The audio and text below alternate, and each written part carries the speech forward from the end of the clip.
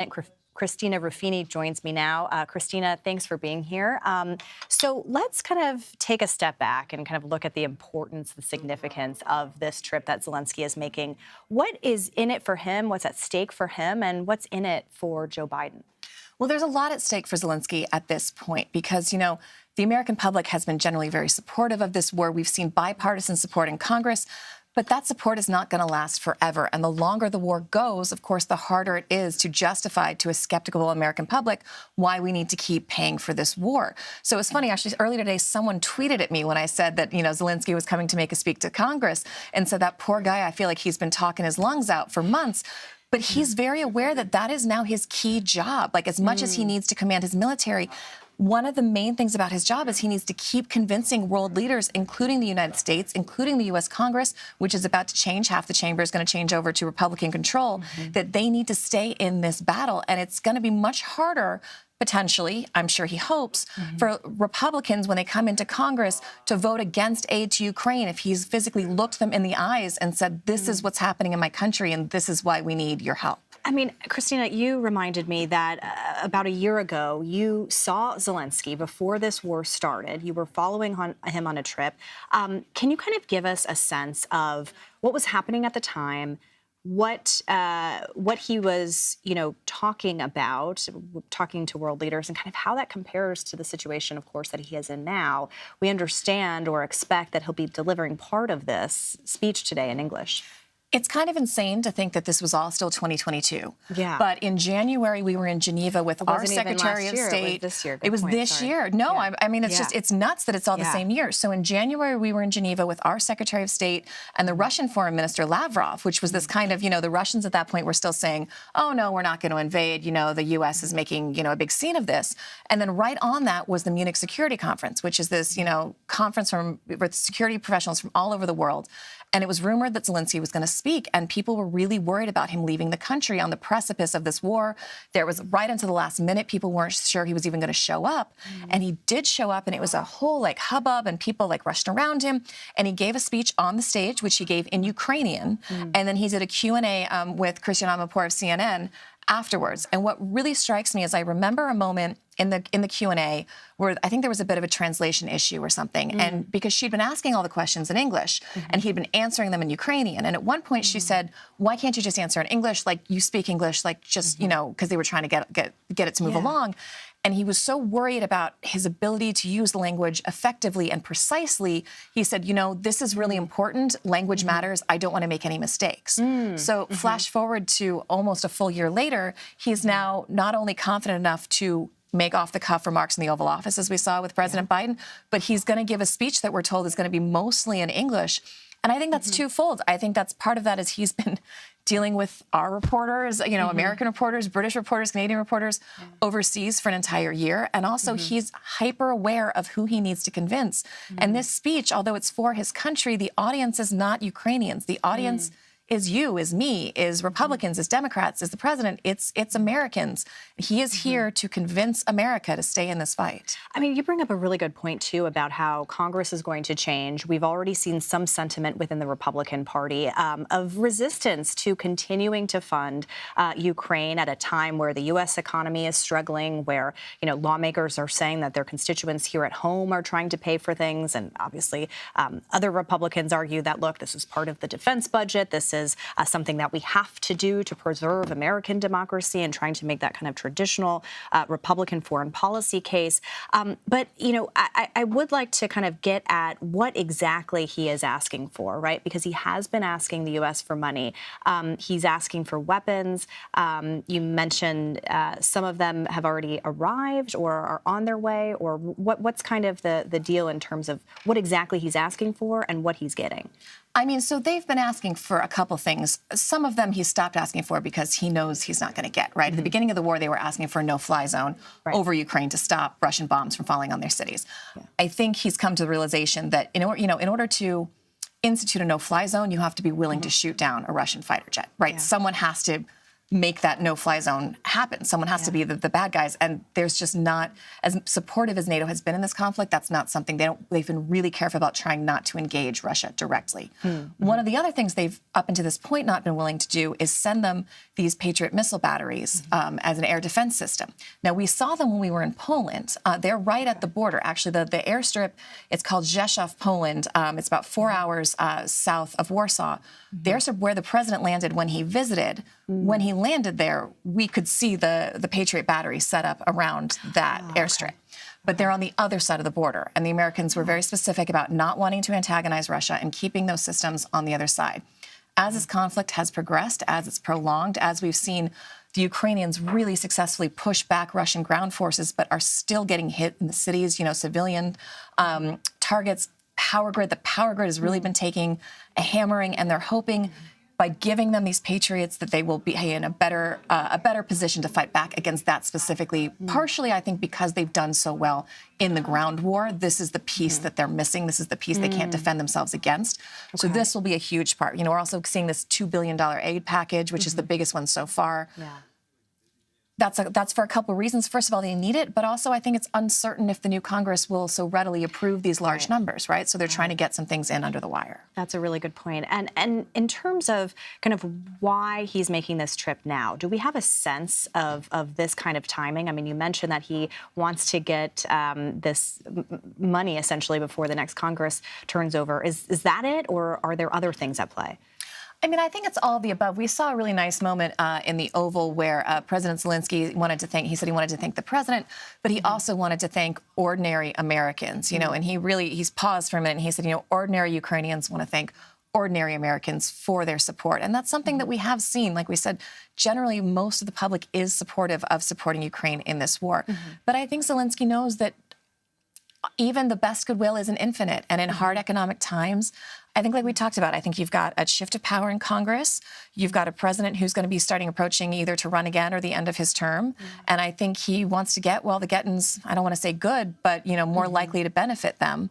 And he hasn't left the country since the conflict started, right? So if he was going to go anywhere, I think he was going to go here. And I think it's a big moment for this White House, and it's a big moment for Zelenskyy. And this moment, when we were kind of learning about it yesterday, I mean, there were all sorts of concerns, obviously, about his security. From people that you have been talking to, do those concerns still exist? The idea that it is known that he is coming to the United States, he's here, he is presumably going back. What's kind of the level of concerns about his security? I mean, look, they always try to keep a lid on these trips. They did a pretty good job with this one, considering it held until about 24 hours beforehand. But it's funny, I was reaching out to some sources in Poland as it was starting to break and asking questions about, is he on his way? And I've never gotten such hardcore, F you, we're not telling you that. Because people on the Polish side, people on the U.S. side, everybody is so protective and so hyper aware of how vulnerable he is to leave the country and his security while he's moving. He took a train to Poland, and then we believe from there he got on a military transport to the U.S. And my understanding is after he makes the speech, he will be going right back. And that's for a couple reasons. We've seen in a lot of uncertain political combat kind of fluctuations in countries, you just don't want the head of state out of the country. It's the optics of it. It just leaves a power vacuum at the top. He's got really good command and control. He seems to have, a loyal group around him. We haven't seen a lot of fluctuations in that group. It's been the same foreign minister, the same generals working with him. You just never know. There's so many uncertainties when you leave the country, and you don't want to give Russia the opportunity. That's the moment to really amp up their bombing campaign, and the optics of, being out of the country while your citizens are under fire is just never good. But obviously he thought that his messaging here today, his outreach to the American public, was important enough for him to take the risk. And, what does this mean for Biden? I mean, we've talked a lot before about he campaigned, and then when he came into office, made at this point that America was going to be back, in his words, that, the Biden administration has touted its perceived successes in rallying Europe, rallying allies around them in defending Ukraine and supporting them. What does this mean for Biden at a time where that people had been focused on domestic issues here, and there could be this kind of fear of dissipating support for this kind of thing? I think you can look at this a couple ways. the Biden administration has been very successful with its Ukraine policy, with what it wanted to do in Ukraine. But one of the things that has hampered them is even before the conflict began, we had the withdrawal from Afghanistan, and we had Biden going out and very clearly saying, I will not put ground troops into Ukraine. And some detractors have said, Vladimir Putin heard that, and that was one of the reasons he decided to go in. And we can argue that point or not. But initially, they were a little bit on the back foot because they had already said, we're not going to engage Russia directly, right? This is what we're talking about, the no-fly zone. We're not going to go in there. We're not going to put ground troops on. So we're going to support Ukraine, but we're going to have a backstage role in this conflict. We don't want to go in and intervene directly. So that's something that the Biden administration has done successfully, given that that was the policy that they wanted to do going in.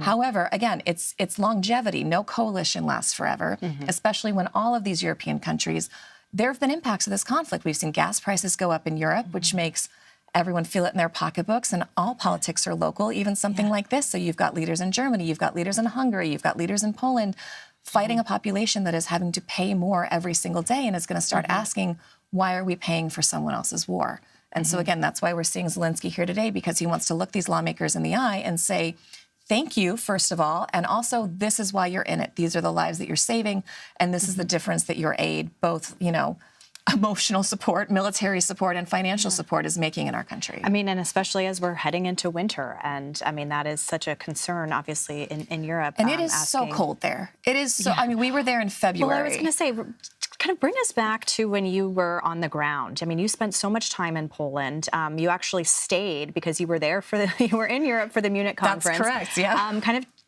take us through your reporting at the time, because this has been going on for so long. We seem to forget kind of what those early days were like. It was really, really uncertain. And, when we were there, so we literally were there the day after the bombs hit because we'd been in Germany for the Munich Security Conference. We were kind of holding because there was still this hope that Lavrov and Blinken, the Russians and the Americans, were going to have another meeting and they were going to be able to stave off this crisis. And, our colleagues in the London Bureau were hearing from their sources. I was hearing from my sources in Ukraine. Nobody believed this was going to happen up until the day it happened. So people hadn't really left. So when we got to the Polish side of the border in the days after, people coming over they just couldn't believe it. They were just so shocked because in their minds and in a lot of our minds, there seemed to be no real impetus for this war, right? You have the Russians saying they were going in. They had this whole, motivation kind of retroactively put onto a conflict that was, Putin wanted to, whatever Putin wanted to. Anyway, but it wasn't clear. It wasn't like a conflict that people saw coming. And especially because up until this point, Russians and Ukrainians have been so close. And there are so many Ukrainians who live in Russia and so many Russians who live in Ukraine. I'm so sorry, Ukraine. I remember when we were there, my translator was talking to some folks. And at one point I asked her, because I could tell a little bit, but not really. I said, okay, how much of that was Ukrainian and how much of that was Russian? And she said, oh, I don't know. We just speak both when we need to. And that's how fluid the cultures were. And now you're really seeing this division, and you're seeing the longer we were there, and I don't know how much longer we have until we're seeing the president, but the longer we were there, the more people were coming across with a very different attitude. They were less shell-shocked, and it was more like, okay, this is our reality now, and how do we deal with it? And of course, you have to think about the fact that it was mostly women and children because the men of fighting age were prevented from leaving. They all had to stay behind. And can you give us a sense of, and I know, we don't have that much time, but can you give us a sense of where things are in this conflict at a time that Zelenskyy is making this appeal? That's a really good question. That's another thing that Zelenskyy is going to be asked by Americans, by members of Congress is, if we keep supporting you, can you win this war? Right. Is it a winnable war? Because it's been fought to an extent to a stalemate, right? Russia has been pushed back largely to a little bit further, but largely to those territories they control. And it seems to be in kind of a static point. So hopefully, I'm sure the Ukrainians are hoping these new weapon systems will help change the status quo. But President Zelenskyy is going to have to convince U.S. lawmakers, especially the more skeptical ones, that this is a fight Ukraine can win, because otherwise, what is the point of continuing this support if in the end it's not going to work? And issuing some kind of timeline, perhaps, exactly. Right? As we said, goodwill is not infinite. Right. Is that something that you think that he can give when he's speaking today? Or is that something that, there's just no clear answer? But to your point about needing this assistance to at least be able to, get to a point where it's winnable. I mean, I think what we've seen from the Ukrainian military has been remarkable by all standards. And, even Putin, I think it was either today or yesterday, had a press conference where he admitted, the Russian military made some mistakes in Ukraine. And just the fact that this is one of the biggest standing armies in the world, and Ukraine has been able to not only fight them off, but push them back, gives people a lot of confidence and might be something Zelenskyy can use to argue, like, if we had the right tools, look what we've done with so little, like we can keep doing this, we can win this war. And we, thank you so much, Christina. We are seeing the president now. We want to take you live now to a CBS News special report.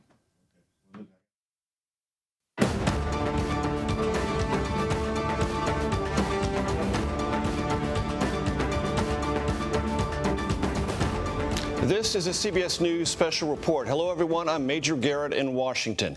Ukrainian President Volodymyr Zelenskyy and President Biden are about to speak together and take questions from reporters at the White House. Zelenskyy arrived in the U.S. earlier today, his first trip outside of Ukraine since the Russian invasion began in late February.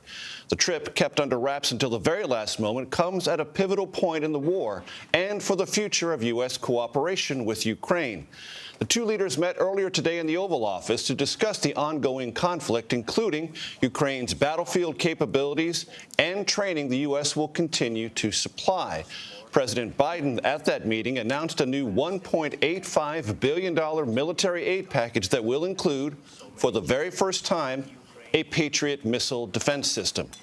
The U.S. has provided so far more than $65 billion in economic and military assistance to Ukraine, and lawmakers later this week are set to vote on a year-end spending package that includes another $45 billion in emergency assistance. Zelensky's trip comes 10 months into a brutal war launched by Russia. It has left tens of thousands of those in Ukraine injured or killed, devastation across much of the countryside, and damage to much Ukrainian infrastructure. Later this evening, President Zelenskyy will address a joint meeting of Congress. The two leaders have entered the East Room. Let's listen to their remarks.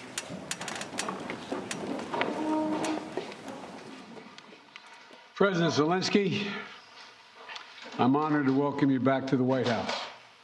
We spent an awful lot of time on the telephone as well as on video, but it's good to see you in person again.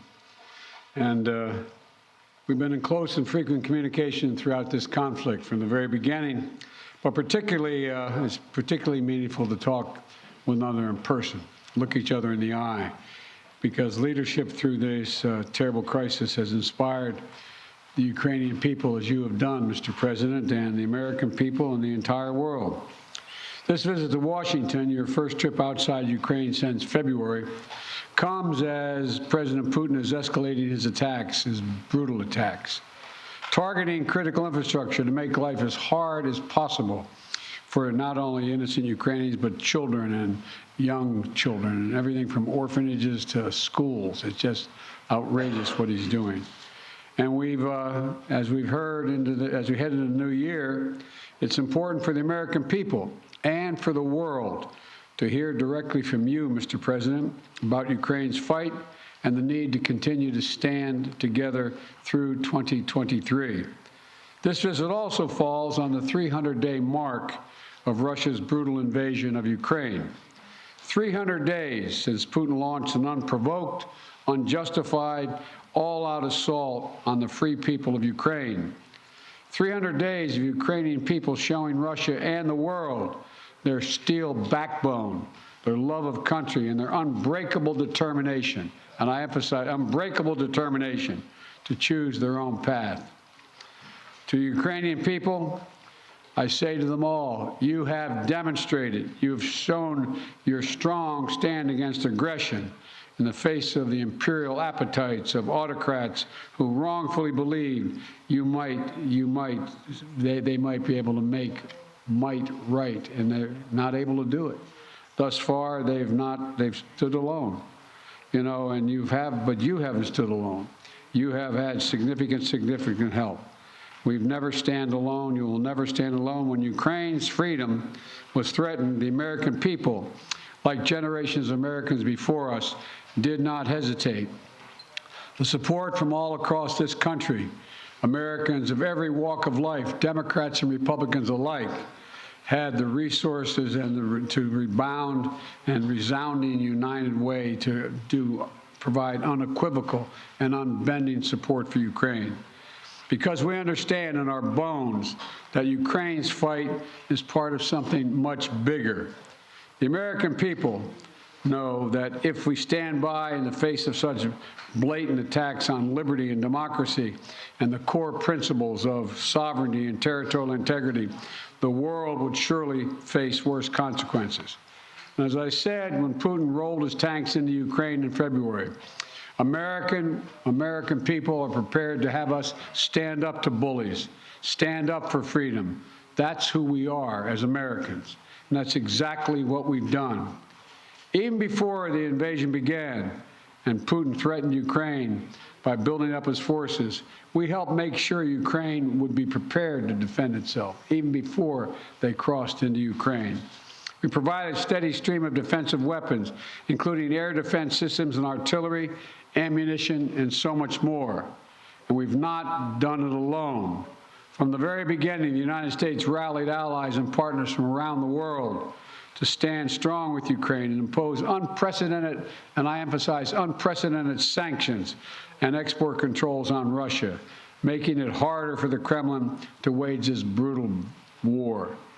More than 50 nations have committed nearly 2,000 tanks and other armored vehicles, more than 800 artillery systems, more than 2 million rounds of artillery ammunition, and more than 50 advanced multiple rocket launching systems, anti-ship and air defense systems, all to strengthen Ukraine. Together, we provided billions of dollars in direct budgetary support to make sure the Ukrainian government can keep providing basic fundamental services to the Iranian people, like health care, education, and emergency personnel. This includes another $2 billion that in direct budget support from the American people that the World Bank distributed earlier this week. We provided humanitarian assistance to help the millions of Ukrainians who have been forced to flee their homes because of Putin's inhumane, brutal war. Communities across Europe have opened their hearts and their homes to help Ukrainians in need. The United States has been proud to welcome more than 221,000 Ukrainians seeking refuge since March of 2022, including as part of Uniting for Ukraine, as part of our Uniting for Ukraine program. And today, USAID is committing more than $374 million in urgently needed humanitarian assistance for Ukraine. This will help provide food and cash assistance for more than 1.5 million Ukrainian people, as well as access to health care, safe drinking water, and help stay warm in the winter for more than 2.5 million Ukrainians. The United States and our allies and partners around the world have delivered a broad range of assistance at historic speed, and has been critical to bolstering Ukraine's success thus far. Ukraine has won the Battle of Kyiv, has won the Battle of Kherson, has won the Battle of Kharkiv. Ukraine has defied Russia's expectations at every single turn. And President Zelenskyy, you have made it clear that he is open to pursuing, well, let me put it this way. He's not open, but you're open to pursuing peace. You're open to pursuing a just peace. We also know that Putin has no intention of stopping this cruel war. And the United States is committed to ensuring that the brave Ukrainian people can continue to defend their country against Russian aggressions as long as it takes.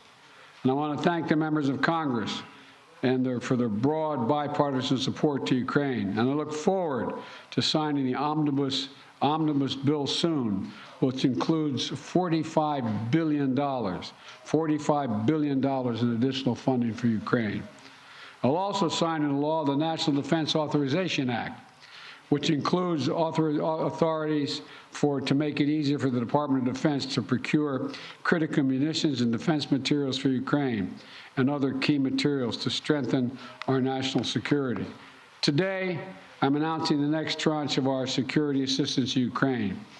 $1.85 billion package of security assistance that includes both direct transfers of equipment that Ukraine needs, as well as contracts to supply ammunition Ukraine will need in the months ahead for its artillery, its tanks, and its rocket launchers. Critically, in addition to these new capabilities, like precision aerial munitions, the package will include a Patriot missile battery, which will train Ukrainian forces to operate as part of the ongoing effort to help bolster Ukraine's air defense. This could take some time to complete the necessary training, but the Patriot battery will be another critical asset for Ukraine as it defends itself against Russian aggression. Altogether, today's new security assistance with humanitarian funding amounts to $2.2 billion in additional support for the Ukrainian people. We should be clear about what Russia's doing. It is purposefully attacking Ukraine's critical infrastructure, destroying the systems that provide heat and light to the Ukrainian people during the coldest, darkest part of the year. Russia is using winter as a weapon, freezing people, starving people, cutting them off from one another. It's the latest example of the outrageous atrocities the Russian forces are committing against innocent Ukrainian civilians, children, and their families. And the United States is working together with our allies and partners to provide critical equipment to help Ukraine make emergency repairs to their power transmission systems and strengthen the stability of Ukraine's grid in the face of Russia's targeted attacks. We're also working to hold Russia accountable, including efforts in Congress that will make it easier to seek justice for Russia's war crimes in Ukraine. Let me close with this. Tonight is the fourth night of Hanukkah, a time when Jewish people around the world, President Zelenskyy and many of the families among them, honor the timeless miracle of a small band of warriors fighting for their values and their freedom against a much larger foe, and how they endured and how they overcame. How the flame of faith, with only enough oil for one day, burned brightly for 8 days. A story of survival and resilience that reminds us that the coldest days of the year, that light will always prevail over darkness, and hope drives away despair. And that the human spirit is unconquerable as long as there are good people willing to do what is right. This year has brought so much needless suffering and loss to the Ukrainian people. But I want you to know, President Zelenskyy, I want you to know that all the people of Ukraine to know as well. The American people have been with you every step of the way, and we will stay with you. We will stay with you for as long as it takes. What you're doing, what you've achieved, it matters not just to Ukraine, but to the entire world. And together, I have no doubt we'll keep the flame of liberty burning bright, and the light will remain and prevail over the darkness. Thank you for being here, Mr. President. We're going to stand with you.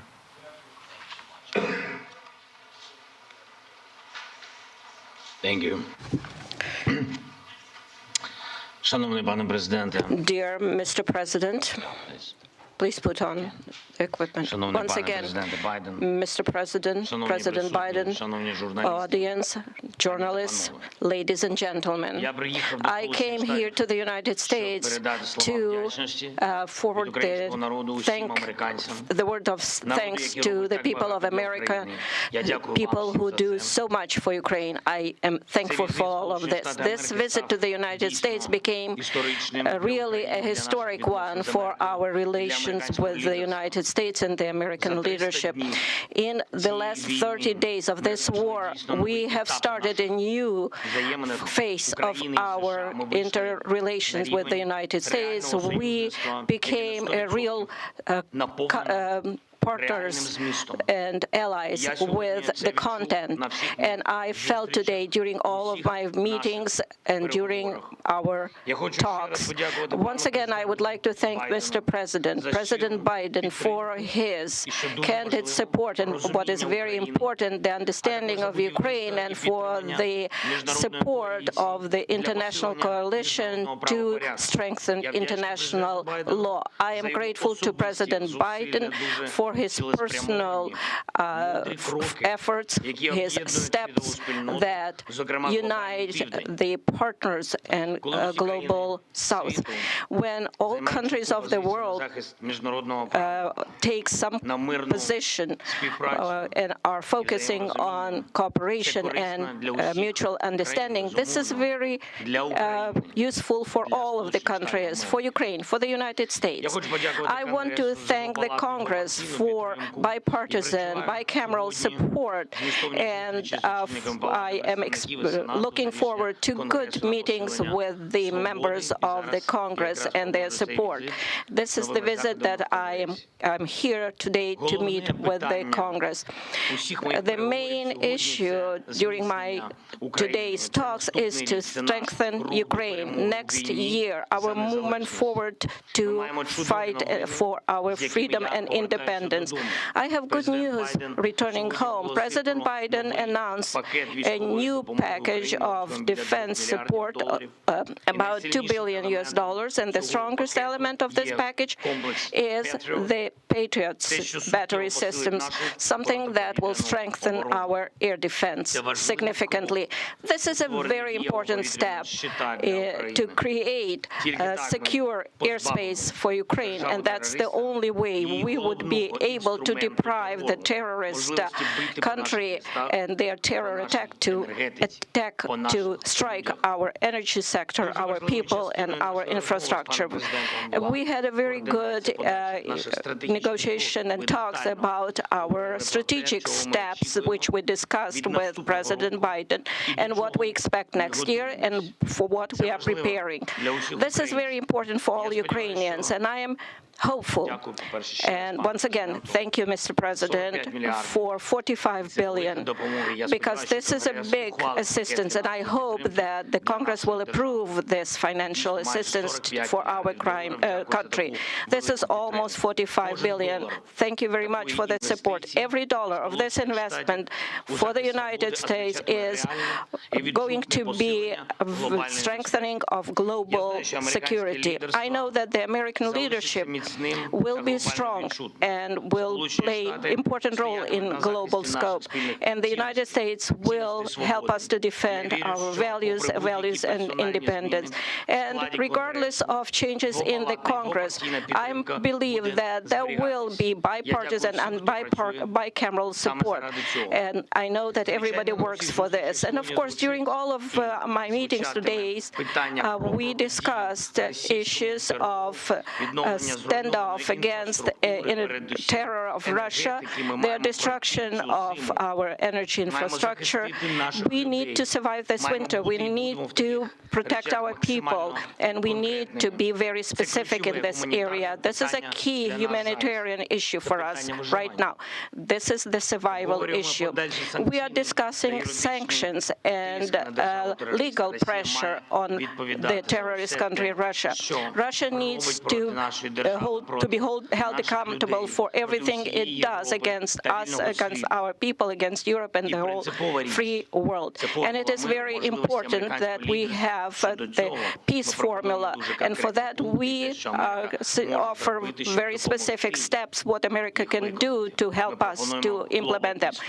We propose global formula for peace summit. I'm thankful for our American counterparts that they feel us and understand how important it is to continue and stay on course and work on integrity of the country and international rule of law. We will also need, as soon as our defense capabilities will be strengthened in the next few months, I don't want to discuss it in details right now. I believe you understand why, but I am very grateful to President Biden. Thank you for your attention to all of these issues. Glory to Ukraine. Thank you very much, Mr. President. We're going to take questions from 4 different reporters, and let's start with Alex of Yahoo News.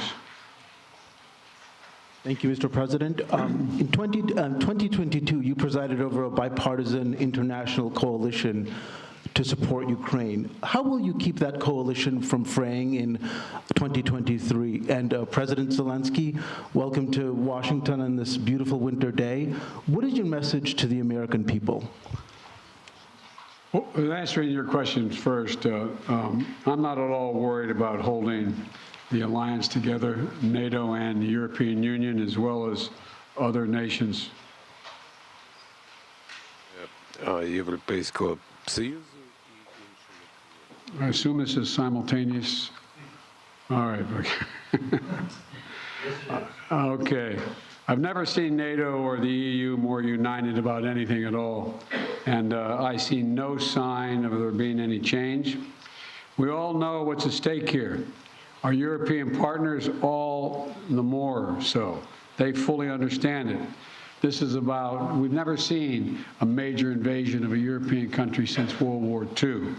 And they see no signs that Putin is going to do anything to change that unless we resist and we help the Ukrainians resist. We all know what's at stake, the very idea of sovereignty, the UN Charter. Putin thought he would weaken NATO. Instead, he strengthened NATO. I once said to him that we talk about he wanted to see the, Europe end up being divided. And instead, what did he do? He produced a more united Europe with Sweden and Finland joining. So I don't see any reason to believe there'll be any lessening of support. And as we reach out to our NATO allies, our Secretary of Defense and our Secretary of State, we get continued support, not only there, but also from around the world, from Japan and many other countries as well. So I feel very good about the solidarity of support for Ukraine. Thank you for your question. Thank you very much. You asked me what is the message to American people. I think I will tell you very simple things, which are very important for me. And I think so that we have the same values and the same understanding of the life, the sense of the life. My message, I wish you peace. I think that is the main thing, and you understand it only when the war in your country, when somebody like these terrorists from Russia come to your houses.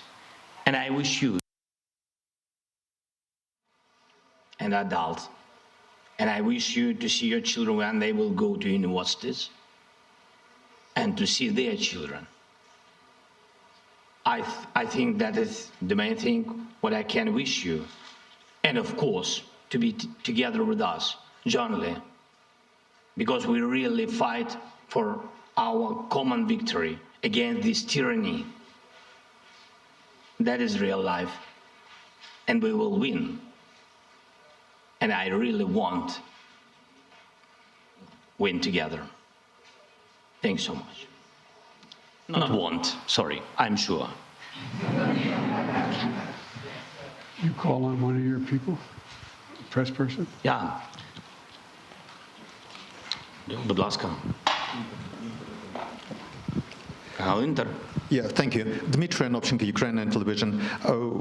President Zelenskyy, President Biden, I got a question to both of you, but firstly, as Ukrainian, and I mean it, I want to thank the United States for supporting my country. And, my family is in Ukraine, and I definitely understand they will not be alive today if America will not support my country, both politically and militarily. So thank you for this. It's honest. And as of my question, we enter a new phase of this war, and you definitely discussed today which path to choose, how the war could come to an end, and what's next. Will it turn into a new counteroffensive or some kind of peace talks? So, Mr. Biden, Mr. Zelenskyy, could you share your vision? What's the fair way to end this war, and how do you understand this word's fair peace? Thank you. My view.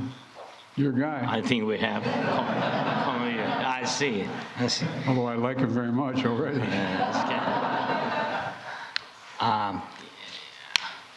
Ви розпочали це запитання. Started this question.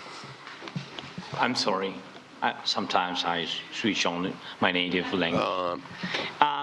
ви почали з того, що ви You have сказали. started by stating that your family is in Kyiv and without the assistance of the United States. This is absolutely true. The U.S. leadership in this assistance is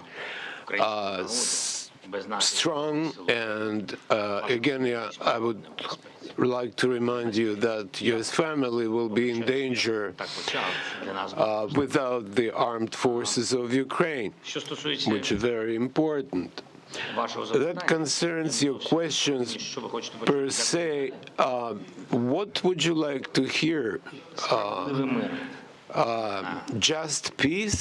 I don't know. I don't know what just peace is. It's a very philosophical description. If there is a just war, I don't know. For all of us, peace, just peace is different. For me, as a president, just peace is no compromises as to the sovereignty, freedom, and territorial integrity of my country, the payback for all the damages inflicted by Russian aggression. I'm sorry I'm talking about children a lot today, but as a father,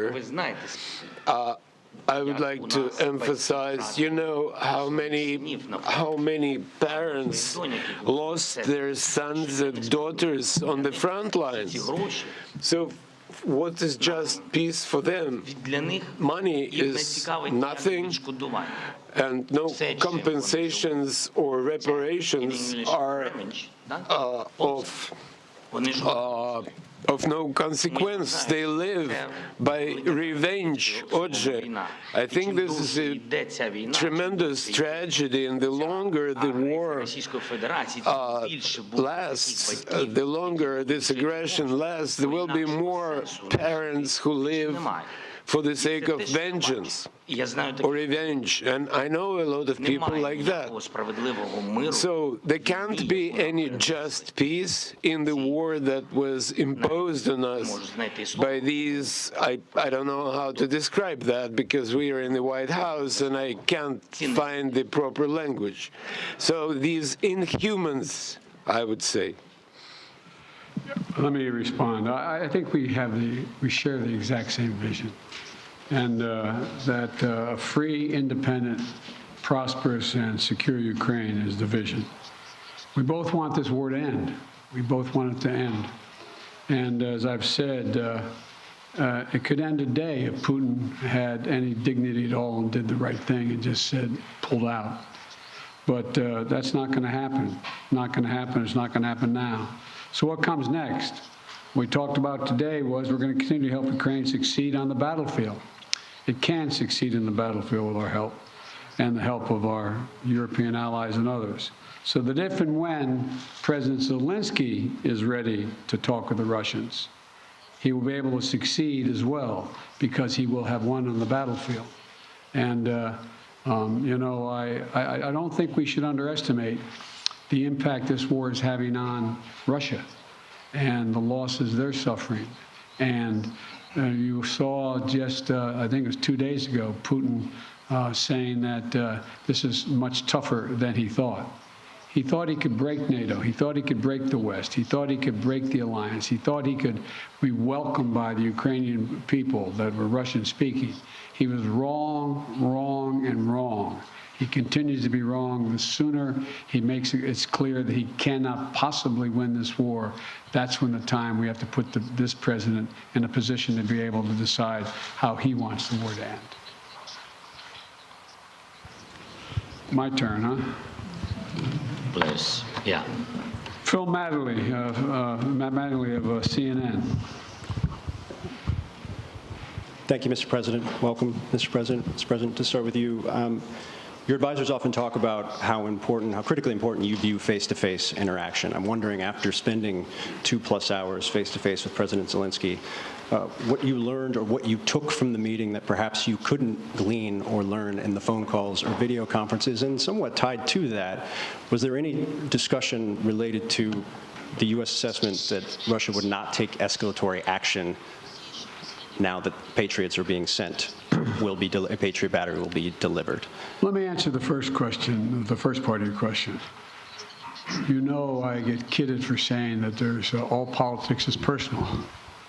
It's all about looking someone in the eye, and I mean it sincerely. I don't think there's any substitute for sitting down face to face with a friend or a foe and looking them in the eye. And that's exactly what's happening at this moment.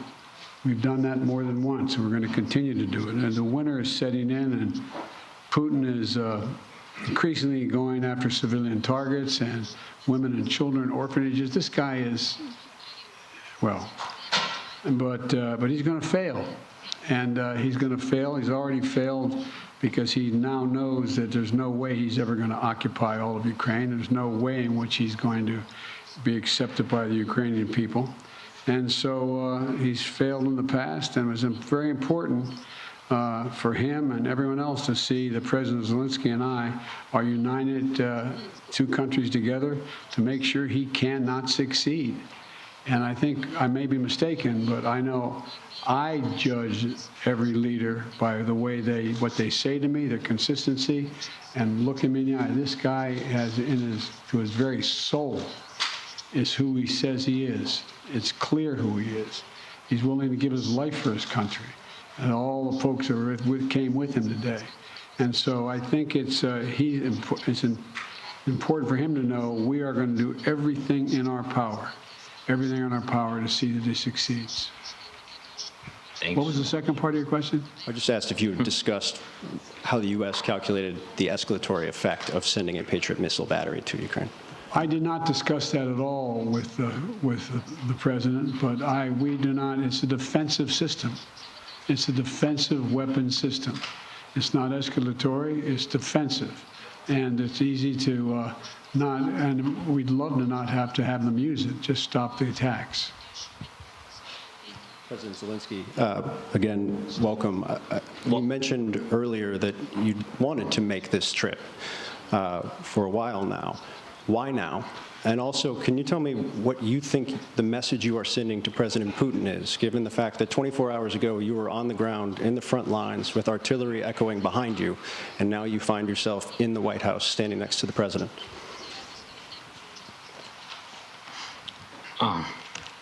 Thank you very much for your question. As to what is the message for Putin? I am standing here in the United States with President Biden on the same podium because I respect him as a person, as a president, as a human being for his position. And for me, this is a historic moment. I can send messages to President Biden. For example, if it's not serious, you said, what's going to happen after Patriots are installed? After that, we will send another signal to President Biden that we would like to get more Patriots. That is our life. We are in war. I'm sorry. I'm really sorry. That is my appreciation. Що стосується президента Путіна. President Putin. In 2019, we had a Normandy meeting. In 2019, I became the president of Ukraine, and at that time, we were sending maximum messages to President Putin, telling him that there shouldn't be a full-scale invasion, to stop aggression, to renew our territorial integrity, to find diplomatic solution. God forbid, we should not have a full-scale war. At that time, he said it won't happen. He was lying. So what kind of message I can send him after he actually destroyed our life, is destroying our life? He can even go further, somewhere where the Soviet Union stayed before this, so he might want to invade those territories too. I believe that there is something mortal about his inadequate approach to the world. Why we need to send him a message. He needs to be interested in getting attention from the world, because he is not a subject of civilized people. He should be interested in trying to save something of his culture and history of his country. So that's his problem now. This will be the last question. Olga Koshelenko, 1+1 TV channel. When the full-scale invasion started, U.S. officials said that Ukraine cannot receive Patriots because, as you said, it might be unnecessary escalation. And now it is happening. Right now, today, it is happening. And now Ukraine desperately needs more capabilities, including long-range missiles, ATACMS. Maybe I sound naive, but can we make a long story short and give Ukraine all capabilities it needs and liberate all territories rather sooner than later? Thank you. Well, his answer is yes.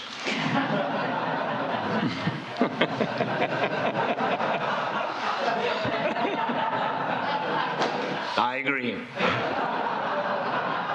Let me be straightforward with you here. Look, the fact is that it's important to remember that before Russia invaded, we dedicated an enormous amount of security assistance to Ukraine. And we've given Ukraine what they needed when they needed to defend themselves. And since the invasion, that has resulted in more than $20 billion in terms of security assistance. Just today, I approved another $1.8 billion in additional assistance to Ukraine for it to succeed on the battlefield. And we're focused on working with allies and partners to generate capability in 4 key areas. Air defense, as we know today, the Patriot is the best of that. Secondly is to, and we're looking to do more, we provided hundreds of advanced artillery systems and from dozens of countries. Thirdly, we've worked with partners to get Ukraine tanks and other armored vehicles. And fourthly, we've announced today another 200,000 rounds of additional ammunition. Now you say, why don't we just give Ukraine everything there is to give? Well, for 2 reasons. One, there's an entire alliance that is critical to stay with Ukraine. And the idea that we would give Ukraine material that is fundamentally different than is already going there would have a prospect of breaking up NATO and breaking up the European Union and the rest of the world. We're going to give Ukraine what it needs to be able to defend itself, to be able to succeed and succeed in the battlefield. And the other piece of this is, you may recall, one of the reasons why I have spent, well, I won't tell you the calculation, but I've spent several hundred hours face-to-face with our European allies and the heads of state of those countries, and making the case as to why it was overwhelming in their interest that they continue to support Ukraine.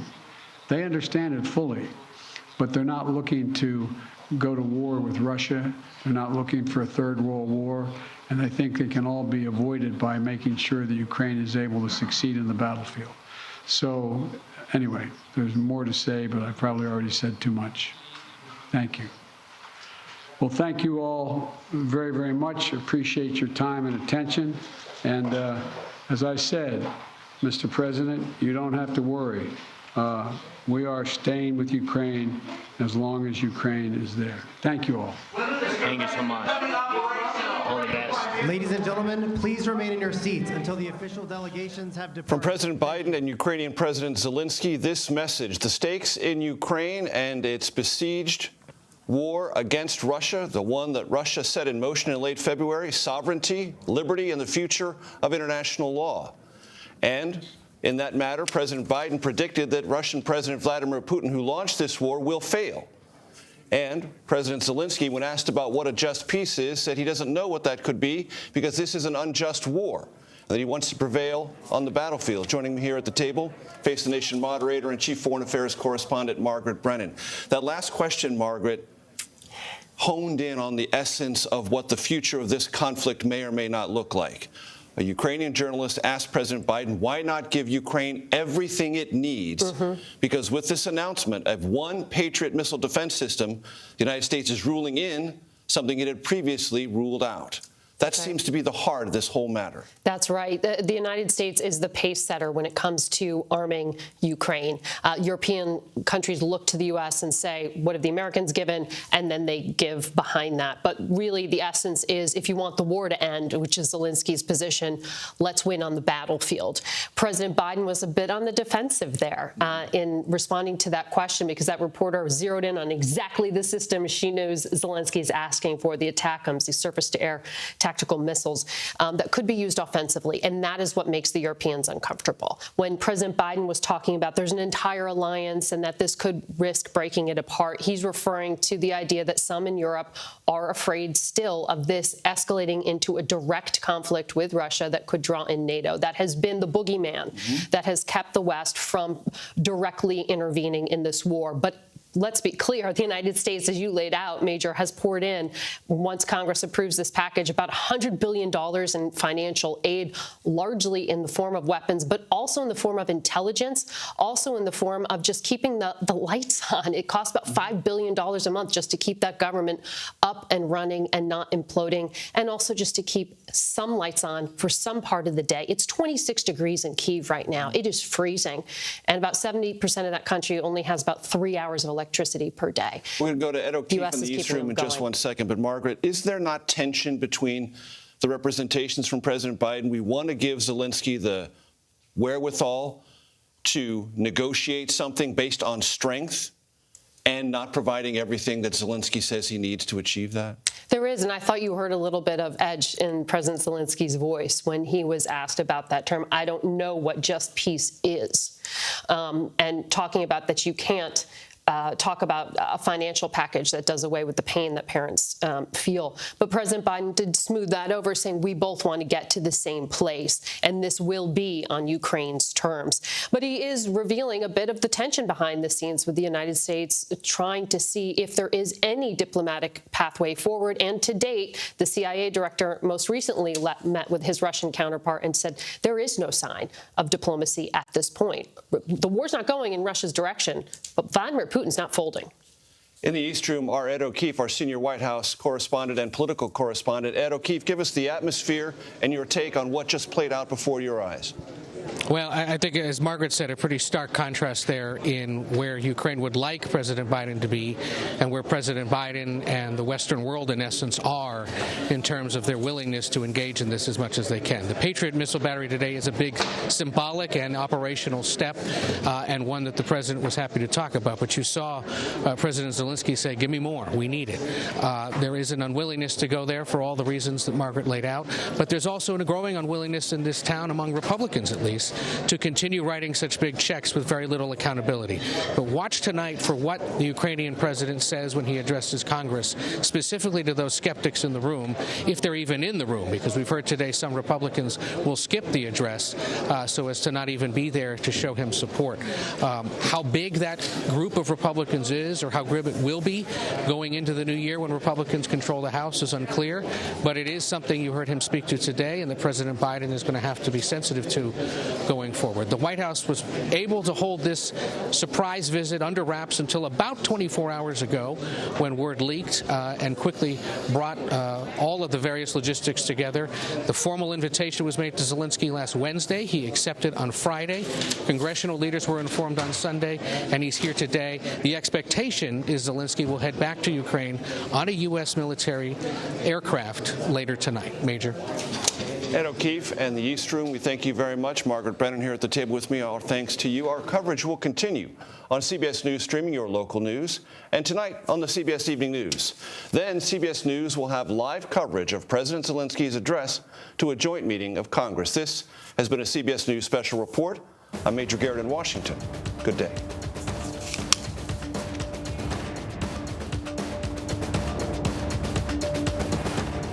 And you've just been watching a CBS News special report of the press conference between President Joe Biden and Ukrainian President Volodymyr Zelenskyy. The two leaders met during Zelensky's first known trip abroad since the war in Ukraine began. So for more on this, let's turn to CBS News correspondent Christina Ruffini, who's here with me at the desk, and CBS News Congressional correspondent Scott MacFarlane, who also joins us from Washington. Christina, let's kind of unpack a little bit of this. There's a lot there. But basically, you heard from the President Biden, that we are in this for as long as it takes. You heard him talk about the significance of meeting Zelenskyy in person. They've talked a number of times, to say the least. But that, as we were talking, seemed to be the moment that Zelenskyy came here for. Right. It's funny. You and I were listening to the speech and saying, like, it's so interesting that he wanted to come here. And just as we were saying that, we heard Zelenskyy say, I wrote it down, and to be here standing on the stage at the same time as President Biden, that's something President Putin is going to see. That's something Ukrainians back home are going to see. And although there has been this close relationship between the U.S. and Ukraine, between Presidents Biden and Zelenskyy, nothing quite hammers that message home like a joint press conference in the White House, right? Like standing up at the podium, you're equals, you're both presidents, you are both representing your countries, and you are on the same page with this very important issue. And that's something that I think both President Biden and President Zelenskyy really wanted to drive home to their respective audiences. And we've been talking about that audience. It's the American people, it's American lawmakers who he will speak to later today. But what he is asking for, and he said it again there, is not only financial support, but support in terms of artillery, weapon systems. He's getting some of that. But talk to us a little bit about what exactly he's asking for on that front, and why it could be complicated to kind of administer it right away. Right. Well, listen, I'm not our esteemed Pentagon colleague, so I'm not going to go into too much detail. That's David Merton territory. But you can't just hand someone a Patriot missile battery. I mean, I remember I'd been told it was a complicated system, but I remember seeing one for the first time. It's not just like a stack of rockets that you push the thing and it goes off. They're not even rockets. It's a very complicated system, and you have to have training on it, which the Ukrainians do not. And because the U.S. has said it doesn't want its troops in Ukraine physically, that means that whoever they're going to have trained on the system is going to have to leave. They're either going to have to go to Poland or a nearby NATO ally that has these systems so they can get trained, so that they can use them properly before they and the system can be sent back in. The other thing that we heard that's a little less sexy, if you will, but is crucially important, is some of this money is going to artillery. And we also heard the Brits are giving, I wrote it down as well, a $304 million package of artillery assistance. One of the reasons for that is the NATO allies, the NATO alliance, the U.S., no one had really been preparing for a ground war in Europe. So the shells, the ammunition, these more basic weapons, they're just running out of because the Ukrainians have fired them all. So they are really, really low on artillery, and that's something that they're really needing to kind of backfill and get ramped up quickly so they can keep fighting the Russians on the battlefield. Well, you mentioned, too, that he is trying to show this alliance with the president. Scott, later tonight, he's going to head to the other end of Pennsylvania Avenue and address members of Congress in a joint session. What is he expecting to talk about in this speech tonight? Well, he's got a couple different audiences when he speaks to Congress. He has the Congress that right now is planning to vote on a bill that will provide tens of billions of dollars in aid to Ukraine, including for this war effort. I mean, they're on the precipice of a big vote in Congress, either in the hours or the days after President Zelenskyy speaks to them. But there's a more narrow audience. I think that's important. The U.S. House Republican Conference, which in 12 days becomes the majority in the U.S. House and will have the power of the purse, the ability to appropriate whatever it deems necessary. And some members of that Republican conference have been equivocating whether they want to continue robust, at least this robust, a set of funding for Ukraine. So there's a concern on the world stage about whether Congress will continue to dole out money that clearly President Zelenskyy says he needs. So there may be a more targeted demographic inside the House chamber tonight during this joint meeting.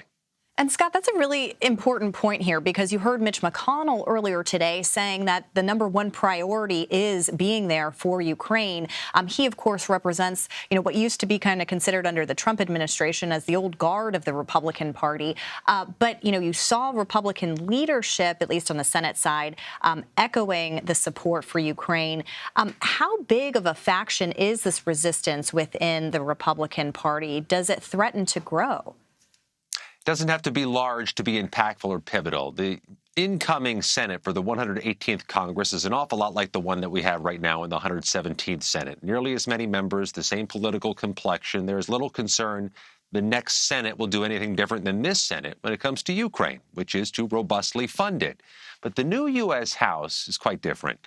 It has a very narrow majority, just a handful of members, which really does give a handful of members some form of veto power over almost everything, including appropriations, the funding of things. Two factors to keep in mind. First of all, when it comes to helping a U.S. ally overseas, there's often a bipartisan coalition that can be formed. Democrats are certainly going to want to help out as long as Republicans don't put poison pills in the funding bills to help Ukraine. Put that aside. Spoke today with Congressman Brian Fitzpatrick of the Philadelphia area, a moderate Republican who heads the Problem Solvers Caucus. He's the Republican who leads that group. He said he's being an emissary to these House Freedom Caucus members, these hardliners who've said they have second thoughts about giving more money to Ukraine. So there's already an emissary from leadership to try to work on those members. And Mr. Fitzpatrick says trying to educate them about what this money really does. Fitzpatrick says, like everybody in the House Republican Conference and likely everybody in Congress, he'd like transparency, too, on how that $45 billion in aid is going to be spent, how future money is going to be spent.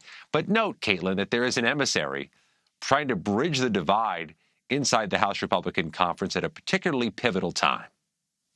Scott, I wanted to ask you, because we heard President Biden say, all politics are personal, and that's why he really wanted, there was no substitute to face-to-face meetings. He wanted to sit in the same room with this person he's been speaking to over Zoom, over the phone for months and months now. But I've been saying all politics are also local, right? The presidents each have their own respective audiences. But I'm wondering if you think Zelenskyy, who can be an incredibly effective communicator, is going to go to the Hill and lay almost a successful guilt trip on some of these members who may be reluctant to vote for his funding. I think, first of all, Christina, just like we saw in the East Room, the optics of President Zelenskyy standing in front of the U.S. House chamber speaks to the world stage. It can galvanize U.S. allies to help as well. What a powerful image of President Zelenskyy side by side with President Biden, and then later in front of 535 members of Congress inside the U.S. House chamber. It's an important image. Can he speak to what resonates with some of these House members' constituents? I don't know, because what some of these members of Congress who've tried to draw a line and say maybe we cut back on Ukrainian aid would tell you is that they are just speaking for their constituents who'd rather see taxpayer money spent on domestic things, combating crime, on border issues, fighting fentanyl, ensuring the defense and the homeland security here in the United States. If there's a member of Congress who's trying to educate the House Freedom Caucus about the needs of Ukraine, they may need to educate the constituents who may not recognize the scope and size of what President Zelensky's facing and who may have a take care of our hometown first with our tax money mentality. And Scott, can you kind of take us back into history a little bit? I mean, you and I were both on Capitol Hill earlier this year when Zelenskyy addressed this Congress in a joint session, but via video. How rare is it for a foreign leader to come and address Congress in this way? We only see this a few times each Congress, a few times each year. The remarks you referenced in March, which we both attended, were virtual. President Zelenskyy appeared on a big screen. But it was nevertheless quite a moment in that room, in the Capitol Visitors Center. There was a standing ovation. There were Democrats sitting next to Republicans. What a rare thing that is. At a distinctively politically toxic moment that we were experiencing in March, it kind of bridged a divide. It has the capability of doing that tonight as well. And Christine, obviously, Zelenskyy has we talked a lot about his history as a comedian who came into this role of leadership. Right, there were a couple light moments there. Exactly. I mean, he has become kind of giving a masterclass in communication, right? Figuring out creative ways to communicate and kind of capture the world's attention. Do you expect a little more of that? Did you see a little bit of that as he was addressing the press just there? I think so. It was hard because there is a language barrier, and we saw in the Oval, he spoke in English but didn't take questions. And I think based on what he said at the Munich Security Conference, he likes to be very precise with his language. Okay. And I think anybody who's, speaks a second language, I speak one very badly, and I could give a speech in it that I'd written down, but if people were lobbing questions at me, I would be nervous. I would misunderstand them. So that was what we heard from him in Munich, where he wanted a translator. So it was a little hard to quite get his full, fervor and passion, because I think he was trying to be precise with his language and what he said. But we saw a couple moments where he was asked about the Patriot systems. The presidents were asked about, what has changed in the calculation, and are they not still concerned that this will escalate things with Russia? And Zelenskyy said, we've asked for a Patriot today, and I'm going to ask for another one, because, and that's something we even heard from one of the journalists. The very last question on the Ukrainian side was, okay, you said you weren't going to give us Patriots. Now you're giving us Patriots. Can we just cut to the chase already? And can you just give us everything you can so we can win this war? And that's the conundrum both the Ukrainians and the Biden administration to some point find themselves in, is they want the Ukrainians to win this war. But the alliance, which President Biden said was asked about, he said he thinks it's strong. He doesn't see any cracks in it. He thinks it will endure. It is still tenuous, and the allies are not all agreed on the level of involvement for the alliance. So it's you got to get everybody on the same page before you can hand them a weapons system, which they've obviously done with the Patriots. But as President Biden said, there are other things that they could give the Ukrainians that would threaten that alliance. And the alliance is more important than the individual weapon systems at this point. And these are, fair questions to ask about, accountability for this kind of money and these kinds of resources, some kind of timeline, what does winning look like? What is the end goal here?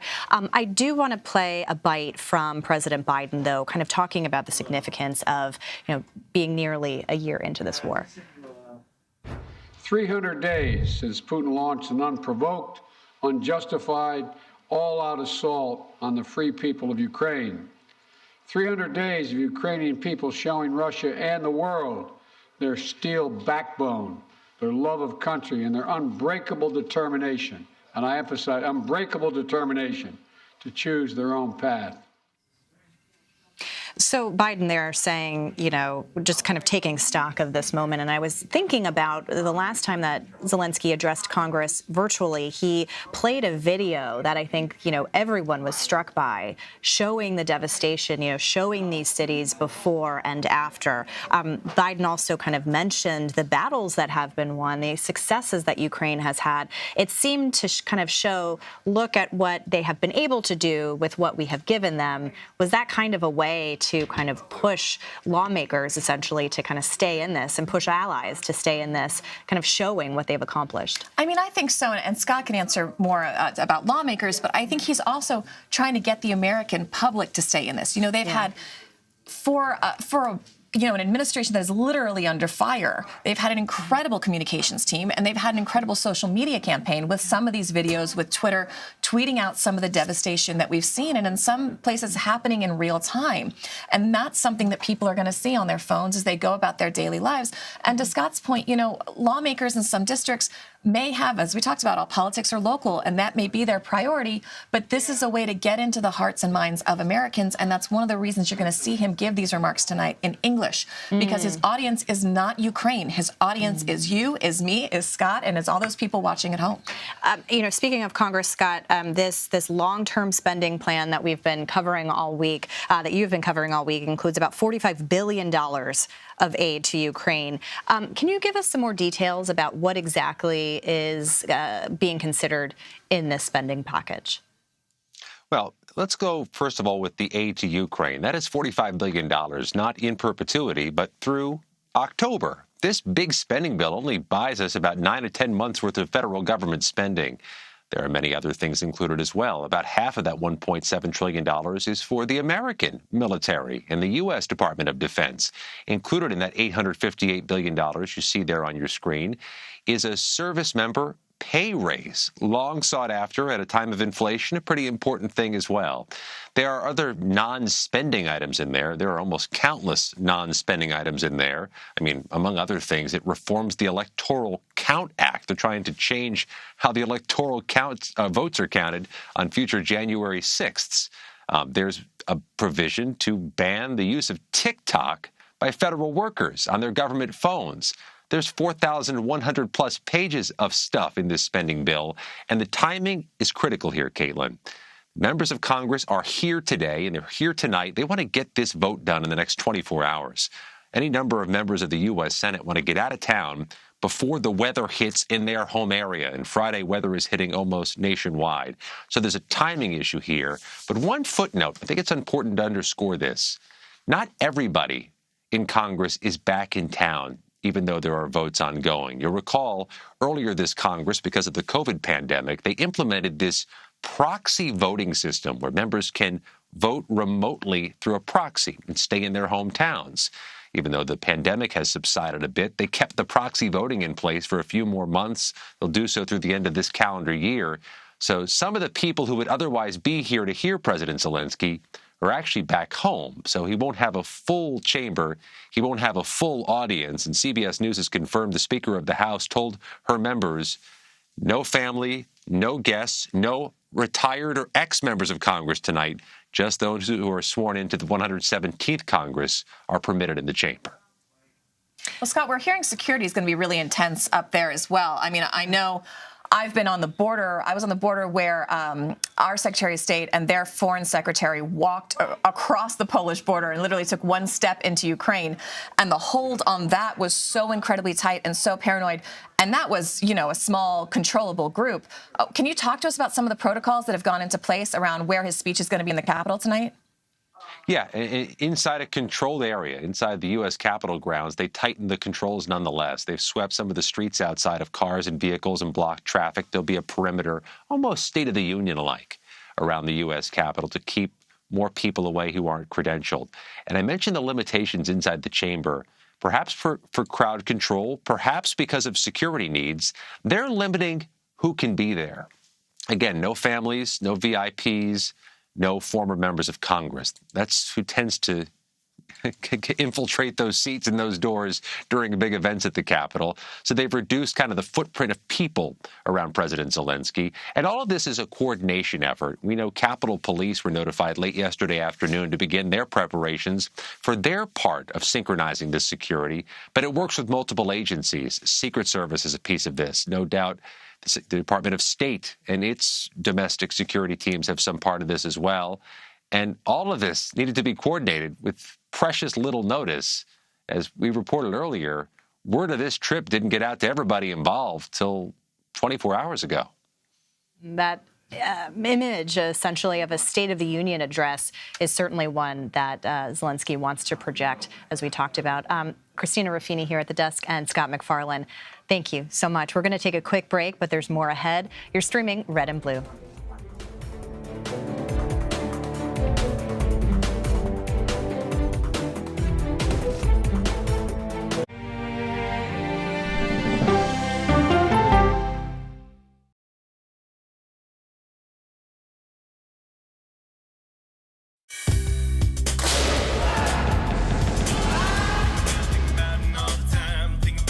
Everybody wakes up in the morning and they are pelted with alerts that frighten them, news that agitates them. With this show, we have the time to explain what's going on. These migrants, they've been released. Explain the status that allows them to be released, to slow things down a little bit. What are the big sets of questions for China and its ambitions? Hackers are stepping up their attacks to extort victims. Let's start with easy. Who's attacking? Here's a deeper understanding of what's happening.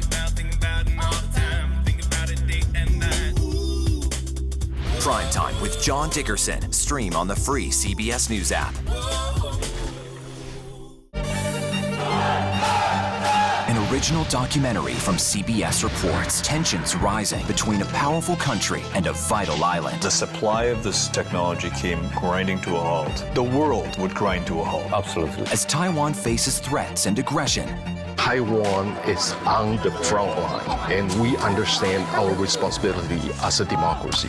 We cannot fall. CBS News examines whether they can defend themselves. Putin, Ukraine, China, Taiwan, there are manifestations of the battle between autocracy and democracy. And that is a fight that we're all engaged in. Defending Taiwan, now streaming on the free CBS News app. When weather turns extreme. States from the plains to the northeast are bracing for more than 2 feet of heavy snow. Every second counts. This is a monster winter storm. CBS News and the Weather Channel bring you virtual weather technology so advanced, so real. There's a wrinkle in the forecast, the accumulating ice. Oh! You'll have time to get prepared. Take precautions before you head out. Feel the forecast on the CBS Evening News with Nora O'Donnell. Stories that inform. You can be really old at 60, and you can be really young at 85. Inspire. How do we unlock the power within ourselves to be who we want to be? And brighten your day. The best part of fame is making people feel good. Always send the people home happy. Make every day a little more like Sunday morning. Here comes the sun. Stream now on the free CBS News app. After decades in the public eye and public service, this mother-daughter duo is now talking about gutsy women. What's the gutsiest thing you've ever done? We go person to person with Secretary Hillary Rodham Clinton and Chelsea Clinton. Now streaming on the free CBS News app. In today's Money Watch, business analyst Jill Schlesinger is here to help. How do you even begin to make the best use of your money? If you've got a match from your employer, don't give away that money. Dollar Jill, y'all. CBS Mornings, starting at 7. I think so that we have the same values and the same understanding of the life, the sense of the life. My message, I wish you peace. I think that is the main thing, and you understand it only when the war in your country, when somebody like these terrorists from Russia come to your houses. Welcome back to Red and Blue. I'm Caitlin Huey-Burns. That was, of course, Ukrainian President Volodymyr Zelenskyy addressing reporters earlier with President Biden. The two leaders met during Zelensky's first known trip abroad since the war in Ukraine began. So for more, let's bring in CBS News national security correspondent David Martin, who's at the Pentagon, CBS News correspondent Christina Ruffini, who's here with me at the desk, and CBS News Congressional correspondent Scott McFarlane, also in Washington. David, I want to start with you because the key moments coming from this presser that we heard were about what the U.S. is sending to Ukraine in terms of aid, in terms of resources, and also in terms of artillery. Can you tell us what exactly Ukraine is getting and what is involved? Well, the total value of the package that was announced today is nearly $2 billion, $1.85 billion. But there are important new capabilities in that package. The most high profile of them and the most expensive of them being a battery of the Patriot air defense missile, which will, when it gets in operation, and it's going to take months to get it in full operation, will help Ukraine fend off these drone and missile strikes that are laying waste to its cities. But it's just one battery. So it's not going to protect all of Ukraine. It may be able to protect all or part of Kyiv, but that's about it. It's not a solution to the problem of all these incoming drones and missiles. In addition to that, the aid package contains an unspecified number of what are called smart bomb kits.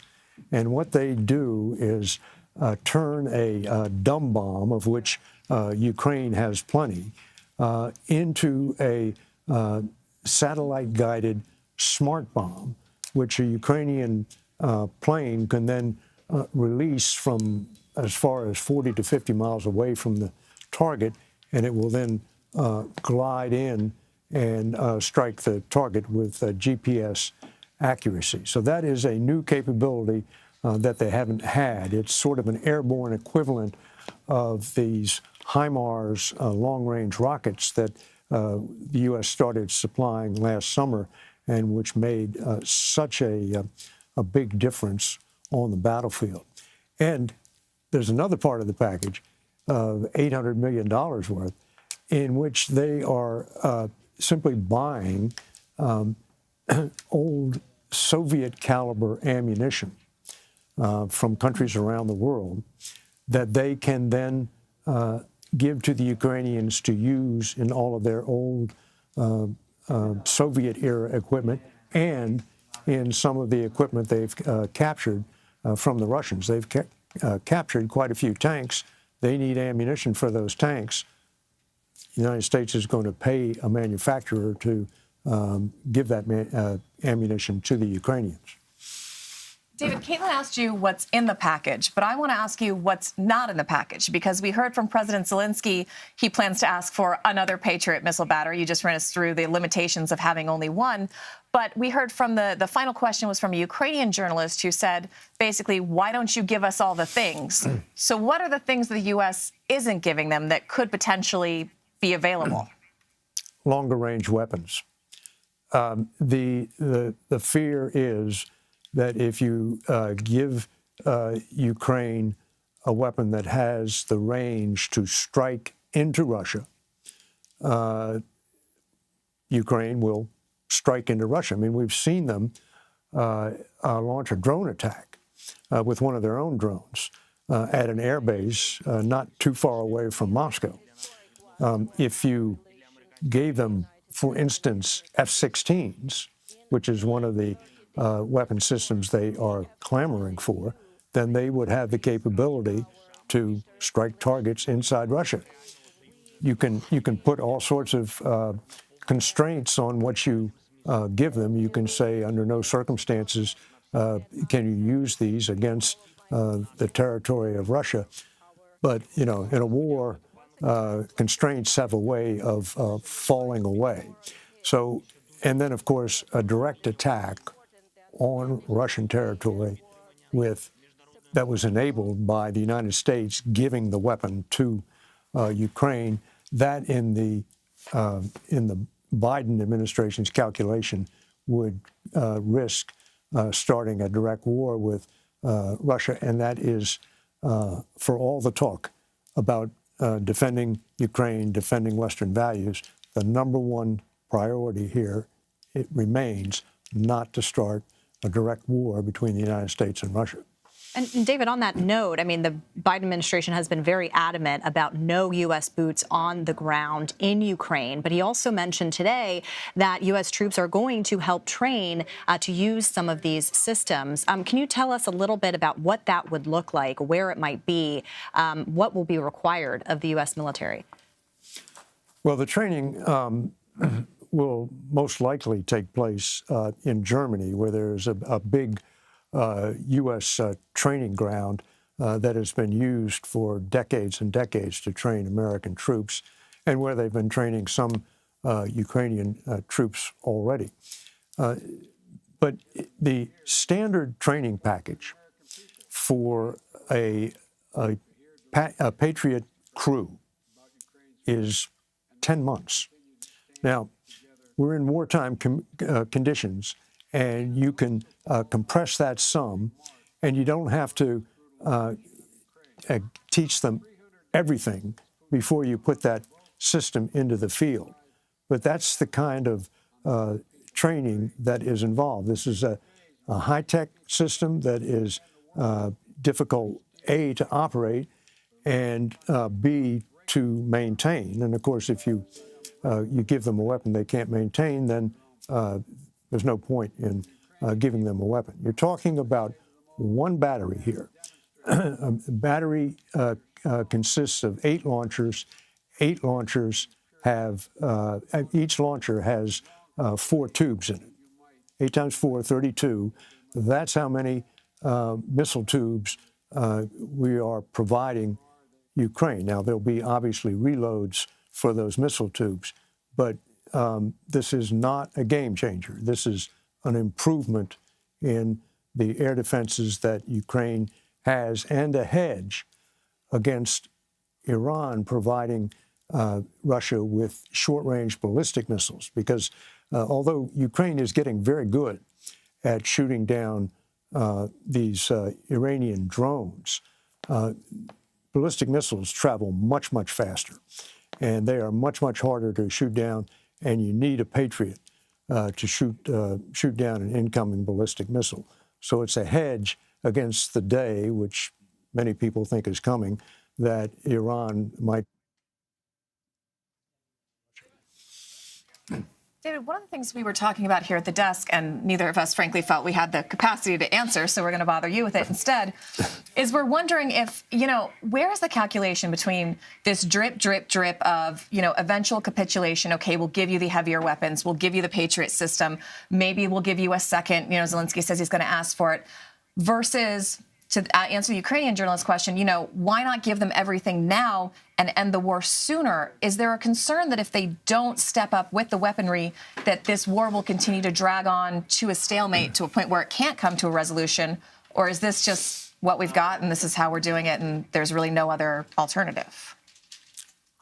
Well, if your bar is nothing that will provoke an escalation into a war with Russia, you're getting close to that bar now. There are other bars involved here. One is simply the capacity of the Ukrainians to absorb new technology. I mean, these are not soldiers who are sitting around their barracks with nothing to do. These are soldiers who are out in the field, manning air defenses now, who are going to have to be taken off the line and brought out of the country to learn how to operate this new system. So you can only do so many soldiers at a time without cutting into the combat capability that the Ukrainians need today. And there's another bar, which is the one that President Biden mentioned in his press conference, which is if you give the Ukrainians a weapon that might provoke a war with Russia, he could lose the unity of support that he has been able to build so far with all the other NATO countries. And Scott, just quickly, we know that a lot of the funding has been decided by Congress. Can you tell us a little bit about, in this new Defense Authorization Act, did Congress give more money than was originally planned? They're planning for the time ahead where funding's uncertain. Republicans take the House in a few days, maybe a couple of weeks, and funding becomes less certain. So they've squired away enough money for the military next year, more than expected originally, and foreign aid for 10 months. All right. Scott McFarland, David Martin, and Christina Ruffini will be back with some more Red and Blue next.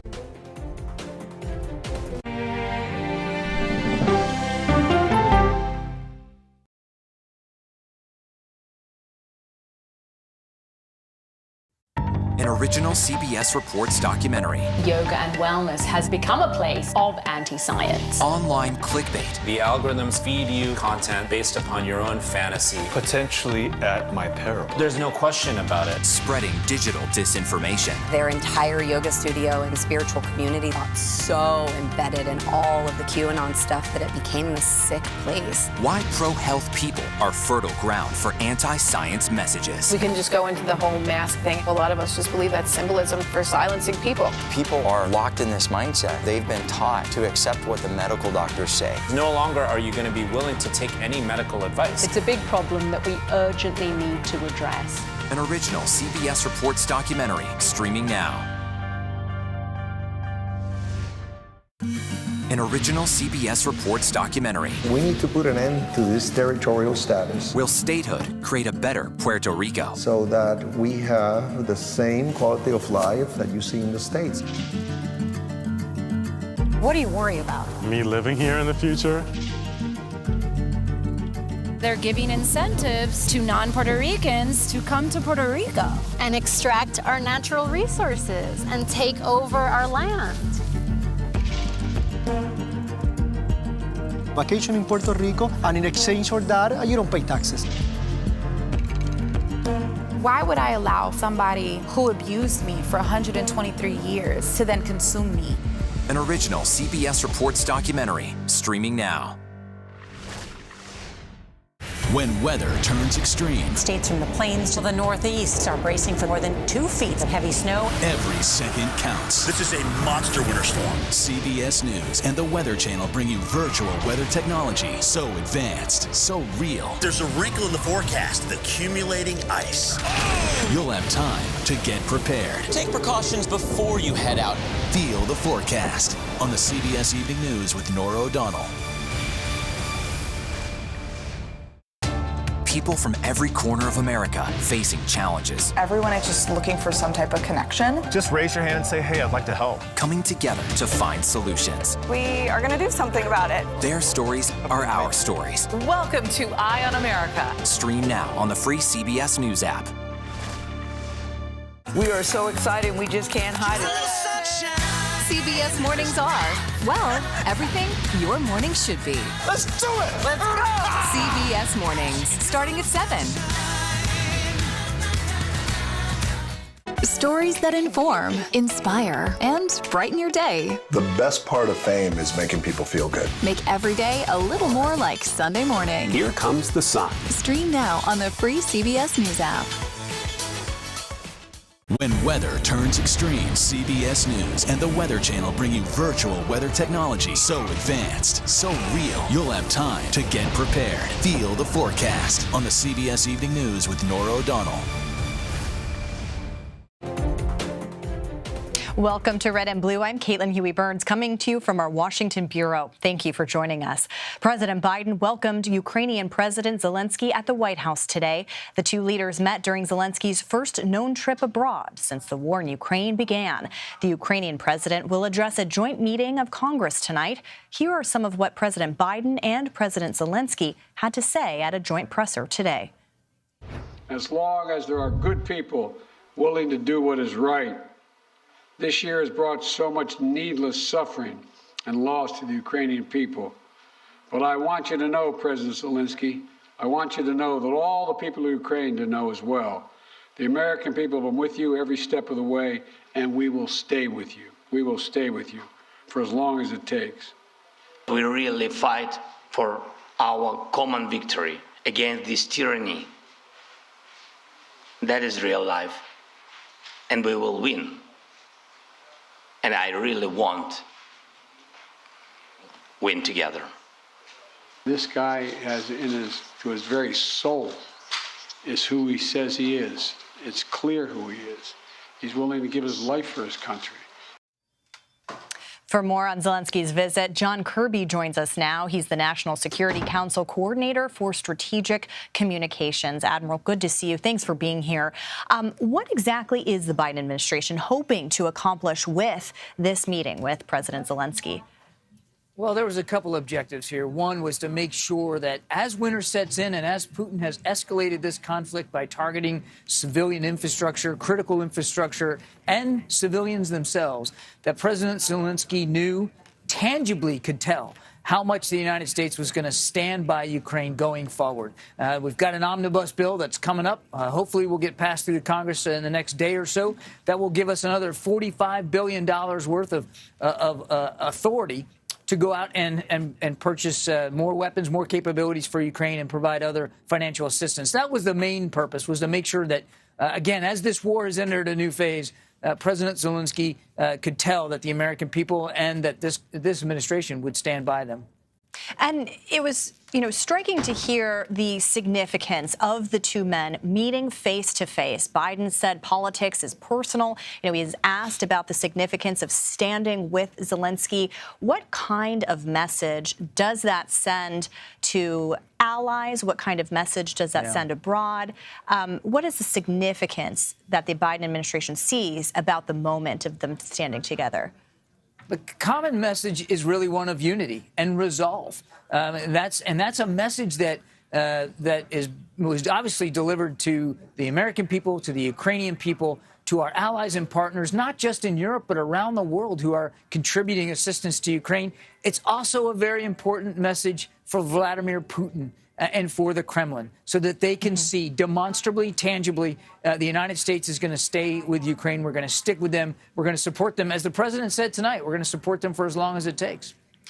As long as it takes. He has said that time and time again. But you do have some members of Congress in the Republican Party who are saying that their constituents are growing concerned about how long this goes on, how long the U.S. can continue to fund this operation, even with a strong U.S. ally.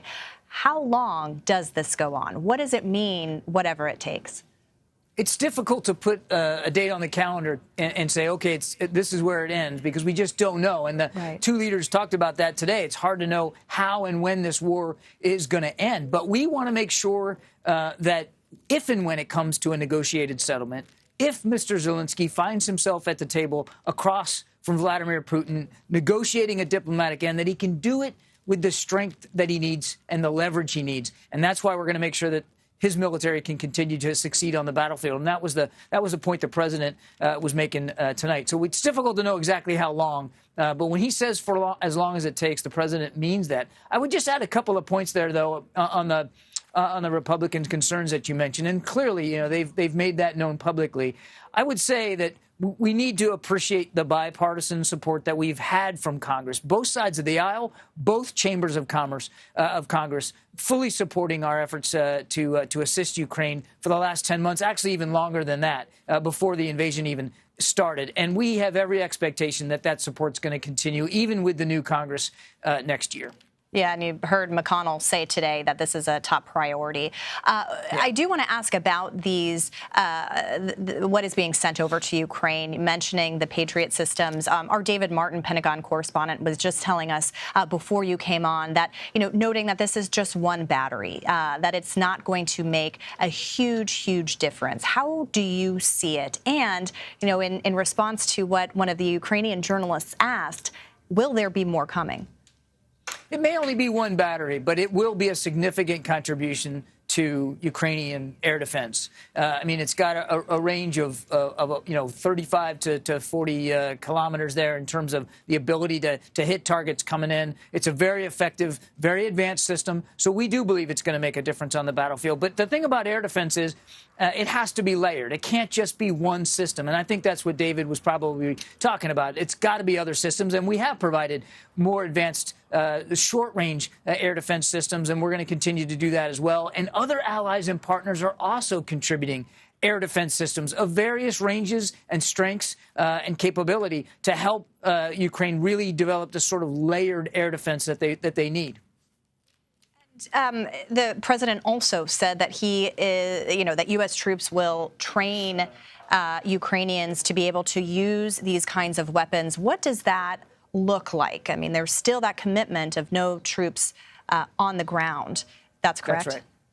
That's right. The training will be done outside Ukraine. And I think for right now, we're not getting into any more detail than that. But it'll be trained. They'll be trained outside Ukraine. As David rightly reported, that means you're going to have to take some soldiers out of the fight for a period of time to go through this training. The Patriot system is very advanced. And so we don't know exactly how long every training session is going to be, but it's going to be some weeks to get them trained up on the Patriot system, which means they won't be available to the fight inside Ukraine. But again, while you have to sacrifice a little bit to get the troops out for training, you got to think about the additional capability that Patriot system is going to bring when you put it back into Ukraine and put them back into Ukraine to actually use it. Ukraine is under constant air assault from missiles and from Iranian drones, hundreds of them, almost every day, certainly dozens every day. And a system like this will help them beat back some of those air assaults and try to protect some of that civilian infrastructure, the power, the heat that Putin is trying to turn off here in the middle of winter. And Admiral, this visit by Zelenskyy was so carefully orchestrated. It was held so close for security concerns. Are you concerned about his safety? I think we all want to make sure that President Zelenskyy stays safe. so that he can continue to lead his country in the inspirational way that he has over this last year. It's really been remarkable. Again, I won't get into his personal security. I don't think that will be wise on TV, but I can say that we assisted in his travel to the United States. We will assist in his travel back home. We want to make sure that again, he can get right back at it, be the commander-in-chief that he has been, and do so for, again, as long as this is going to take. All right, Admiral John Kirby, thank you so much for your time, and we'll have more after the break. Stay with us. Yes, ma'am.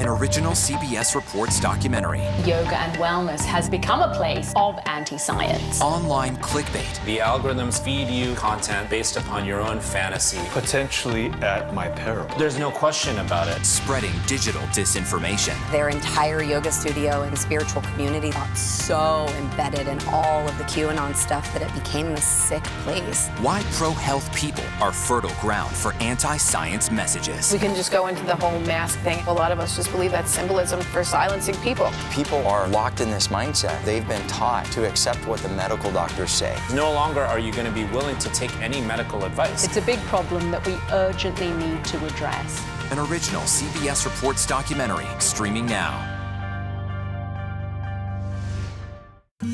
An original CBS Reports documentary. We need to put an end to this territorial status. Will statehood create a better Puerto Rico? So that we have the same quality of life that you see in the States.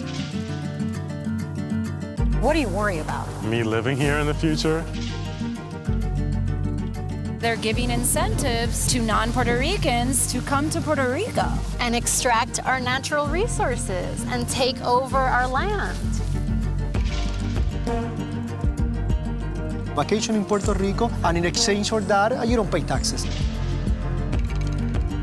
Why would I allow somebody who abused me for 123 years to then consume me? An original CBS Reports documentary streaming now.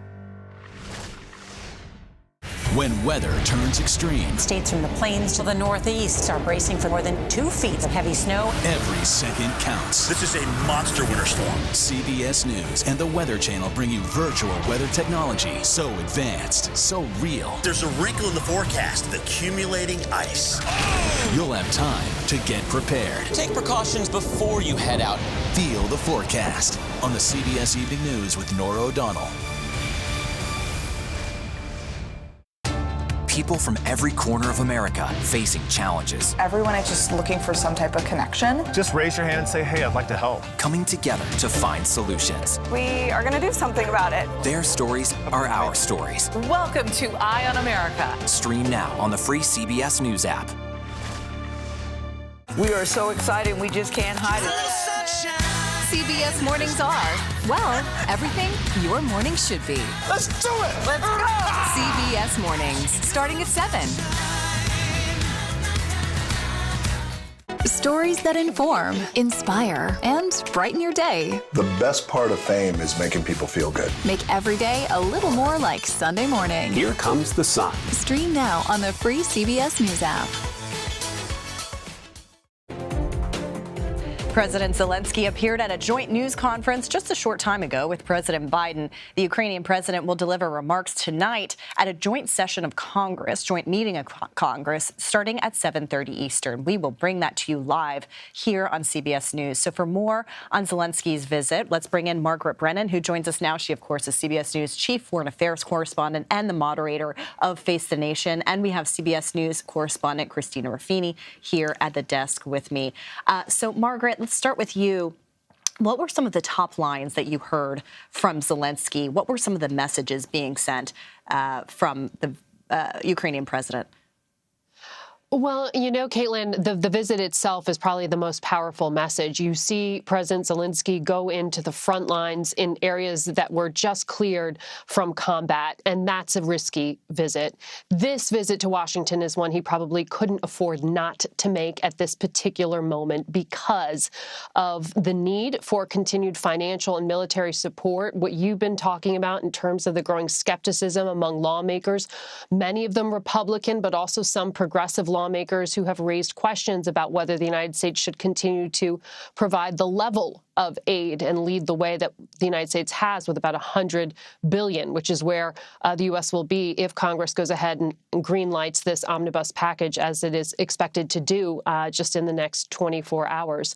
But being here and standing next to the president at a moment when Ukraine's own generals are warning Russia is preparing an offensive that could start as soon as January, maybe February, but could start in the next few weeks and may include another assault on the capital of Kyiv. So it is a moment of need in this conflict, and one that certainly also sends a message back home to the beleaguered people of Ukraine that the world's most powerful military and superpower is standing beside them. Margaret, that's one thing I wanted to ask you about, because I know you speak to the Ukrainians quite frequently. Why was this trip? We've talked a lot about what the messaging is for the American people, for members of Congress, for President Biden. But how is this trip going to be received at home? And what does this do for a beleaguered, freezing, war-torn population that has endured 12 months of this at this point? It is just so incredibly difficult to describe the resilience. I mean, we say that word, but when you talk to people who say, I don't know if I even have heat in my home or electricity or for how long I will have it in the midst of weather that's 30 degrees, it's really kind of hard to relate to that for all of us here. But that message of solidarity and really, frankly, and Christina, you know this well, the United States is the pace setter for the rest of Europe. The rest of the world watches to see what America will do, and then they decide how far they are willing to go next. And I've heard this time and again from Ukrainian officials, how it often sometimes can frustrate them, then conversations with a European leader who will say, well, are the Americans giving you that? What are the Americans doing? What are they telling you about this? And then they take it into their own calculus. So having this embrace and bringing that back home sends a message throughout Europe. Certainly to the Ukrainian people, it is one that sends a message of continued strength, but it's not easy. And certainly Vladimir Putin's bet right now, as we well know, is that the cold will do to the civilians what he hasn't been able to accomplish on the battlefield, which is to break their will. And this is an all-out war. And a lot of the aid that the United States is sending isn't just weapons. It's also things like generators, things to just keep heat and keep electricity going through some of our diplomatic arms with USAID and the rest. And Margaret, we understand that Zelenskyy is now meeting with House Speaker Nancy Pelosi. We want to play a little bit of that. To this temple of democracy. She made a great case for the need for more weapons, more humanitarian, more economic assistance by talking about the children. I've told the president again and again that the children and the war, using women as a weapon of war, is something that the Russians are going to have to answer for. But today, at this time, here we are today to welcome the brave, courageous President Zelenskyy in order to praise not only him, but the courageous, unified people of Ukraine for what they are doing to protect democracy. Over the last 10 months since the invasion, you, Mr. President, and the Ukrainian people have met Putin's brutality with a strong will. Your visit comes as the Congress prepares to again pass another consequential round of security, economic, and humanitarian assistance. Within the next 48 hours, hopefully this will be done. And I want to applaud President Biden's plans to deliver Patriot air defense system, additional HIMARS, and other vital military equipment. We are very, very pleased at that decision by the president and the determination to get that done. And I give tribute to you, Mr. President, for making the case so clearly about how this is needed. I was telling the president earlier that my father was a member of Congress when Winston Churchill came here in 1941, the day after Christmas, really within a week and 81 years of today. And he made the case for calling upon America to help fight tyranny in Europe.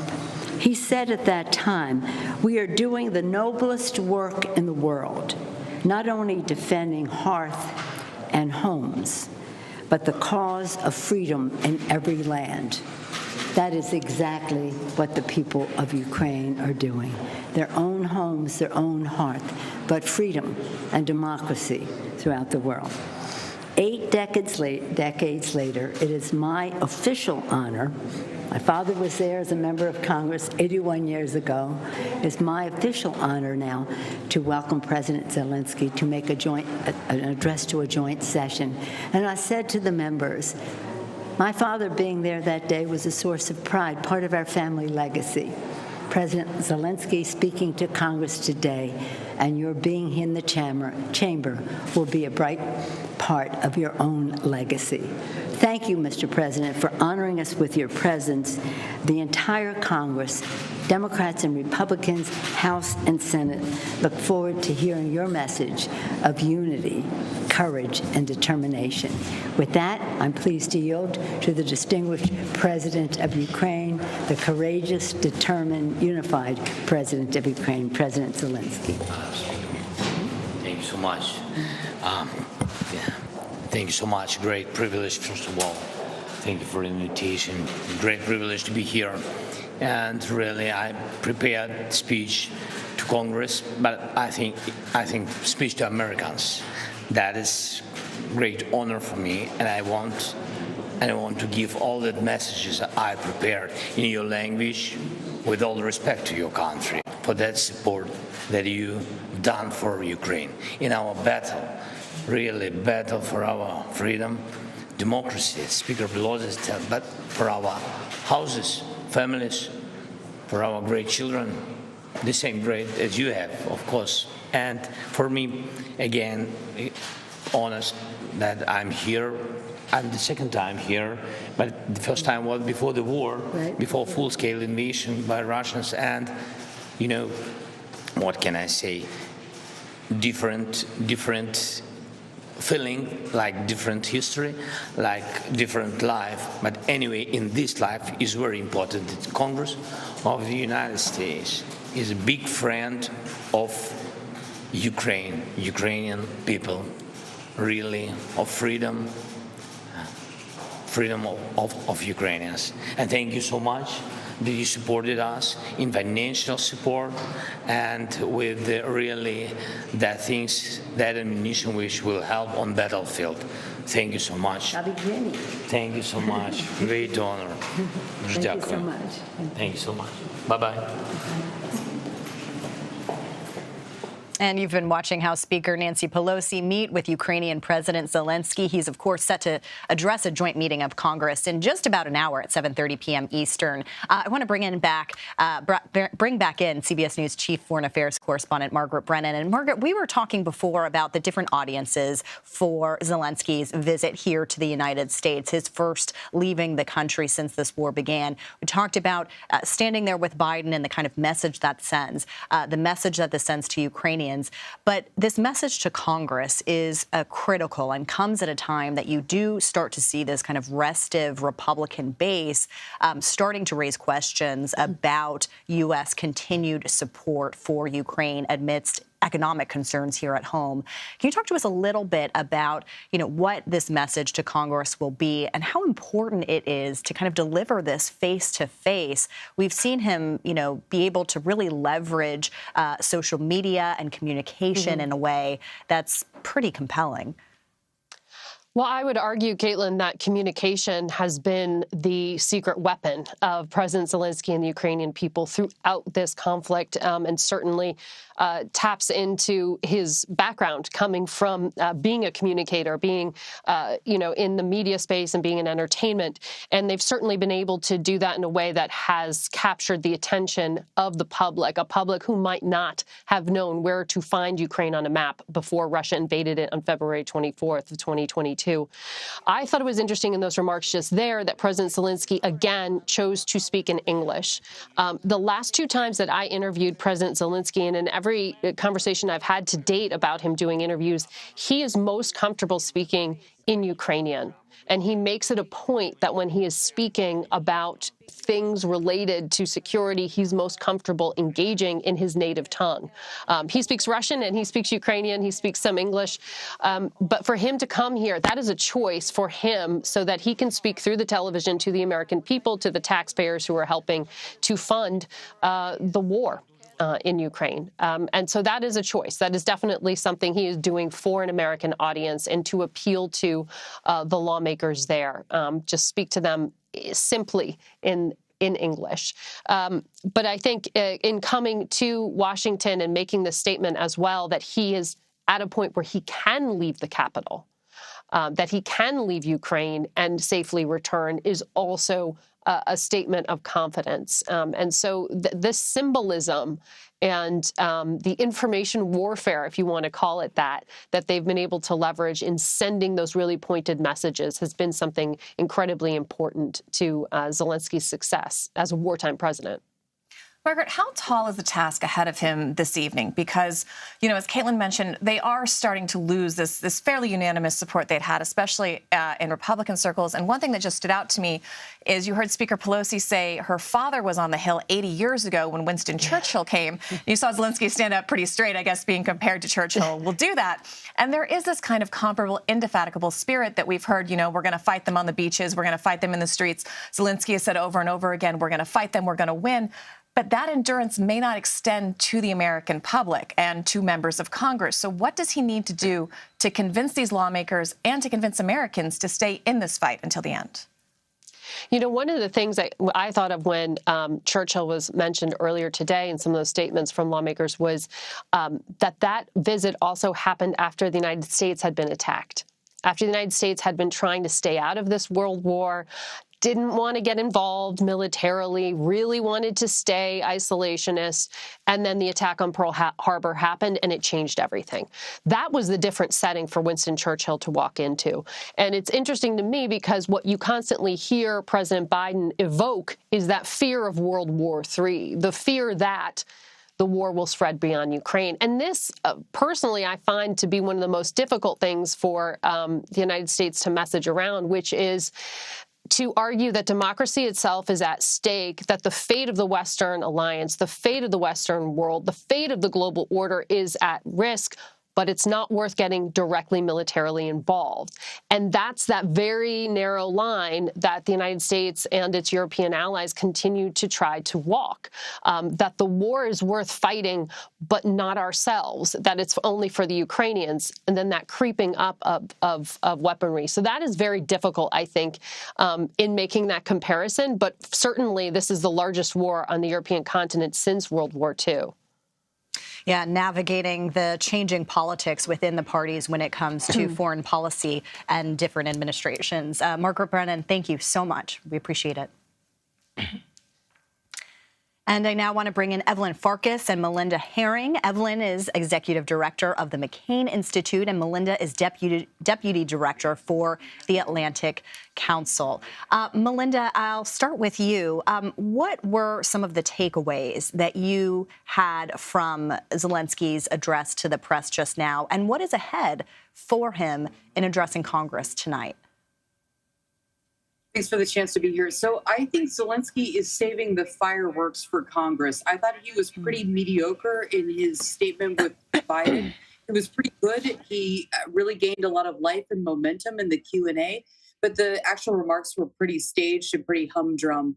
But he showed a lot of emotion and I think humor and pathos during the Q&A. So I know that he's prepared his address this evening. I thought it was interesting, and Margaret commented on this as well, that he gave his comments with Nancy Pelosi in English. He is not comfortable in English. He is not a fluent English speaker. And you saw him give very broken remarks, but I think that was important to show respect and sort of the honor to Nancy Pelosi. So the best is yet to come. And Evelyn, I mean, as he is navigating this Congress, a divided Congress, but expected, to face a little resistance within the Republican Party on this, how does he message effectively to the American people of this is a fight worth staying in and investing in, especially, all of the elements that we just described? Well, I think, Caitlin, one thing that you heard Speaker Pelosi mention, and then also President Zelensky, was the word children. And so I think that, he will bring us really to the battlefield, which unfortunately is not just in the trenches, but in the cities, in the apartment buildings, in the maternity wards of Ukraine. I mean, this is a disgusting method of warfare that Vladimir Putin is waging against the Ukrainian people, essentially trying to wipe them out and force them to be refugees, throughout Europe and actually in Russia. So I think that he will try very hard, and I think he will succeed. He's very good at kind of placing you in another setting and drawing on the emotions of the American people to remind them that this is really a humanitarian catastrophe where there are, of course, greater values and interests at stake, including ones that are very much American values and interests. Hi, it's Christina Ruffini. I'm our foreign affairs correspondent here at CBS, and I'm hanging out with Caitlin for the day. But I wanted to ask either of you, you're talking about him needing to convince the American public, but the harder task perhaps is convincing some of these reticent Republican lawmakers who seem to be very laser focused on domestic politics, local politics, the issues they have to deliver and defend to their constituents back home. So in addition to talking, we heard a lot about him. You mentioned he talked about children. We love our children just like you love our children. We're in this together. He's trying to foment this feeling of solidarity. Does that message change when he has to try to convince these Republican lawmakers? And do you think we'll hear two different tracks in the speech tonight? So I would just say very quickly, not necessarily, because if you think about J.D. Vance, who was elected to the Senate, or some of the other members from the heartland, we have a lot of Eastern European American constituents, including Ukrainian Americans. And J.D. Vance himself, when he was running for the Senate seat that he won, he had to backpedal because he used some language that indicated that he may not be so supportive of this assistance to Ukraine, and found that there was a hue and a cry in his state against those comments. So I actually think appealing to the American people can help. But of course, you also have to appeal to American values. You have to explain to these new members of Congress that if we don't support Ukraine in this fight, Vladimir Putin will keep on fighting. Eventually, he will challenge NATO, and that will be a lot more expensive and bloody for us if that happens. And Melinda, I'm curious. Go ahead. Sorry, I don't think the fight within the GOP is actually that hard. The GOP supports Ukraine when it comes to weapons. The real question is about budget support. And budget support is a really unsexy idiom. It's the worst idiom I've ever heard in Washington. And the United States gave $8.5 billion last year to keep Ukraine afloat. And it's money that keeps hospitals open, schools open, the railways open. It keeps Ukraine from being a failed state. And I don't think the Biden administration has done a very good job explaining that to the American people. So I think it's incumbent on President Zelenskyy tonight to make that emotional connection and say, guys, we really need this money. We need you to prioritize my pensioners and my children above roads in America and schools in America just for a short time. And he is a masterful rhetorician, and he can do it. And Melinda, we heard the president talk about President Biden, but also President Zelensky, talk about the significance of the two of them standing together, side by side, in person. Yes, they've talked over the phone many, many times, but here they are on U.S. soil, commanding the attention of this country, of lawmakers, of everyone at stake here. What kind of message is being sent? And does this move the needle at all when it comes to potential peace talks? Caitlin, I think Margaret said it well. The United States sets the bar. So, yes, it matters symbolically to have the two leaders of the free world on the same stage right before Christmas. This is the giving season. It's the week of Hanukkah. It's a few days before Christmas. And Biden and Congress are opening the purse and sending more assistance. And we're finally sending patriots. And that's a fantastic thing. And it's going to tell Europe and Israel to send more air defense systems. And they can't come soon enough. What does it mean for negotiations? Nothing. I hate to say it so directly, but more than 80% of Ukrainians say, President Zelenskyy, don't give an inch. We don't care if it delays the peace process. We don't care if more people die. We want to keep fighting as long as it takes. in order for Ukraine to get a just peace, it must reclaim its lands. An overwhelming majority of the Ukrainian people feel that way very strongly. And President Zelenskyy represents that opinion. And I don't expect any progress whatsoever on negotiations at all. All right, Evelyn Farkas and Melinda Herring, thank you so much for your time and your expertise. We appreciate it. Thank you. And more Red and Blue is up next. Stay with us.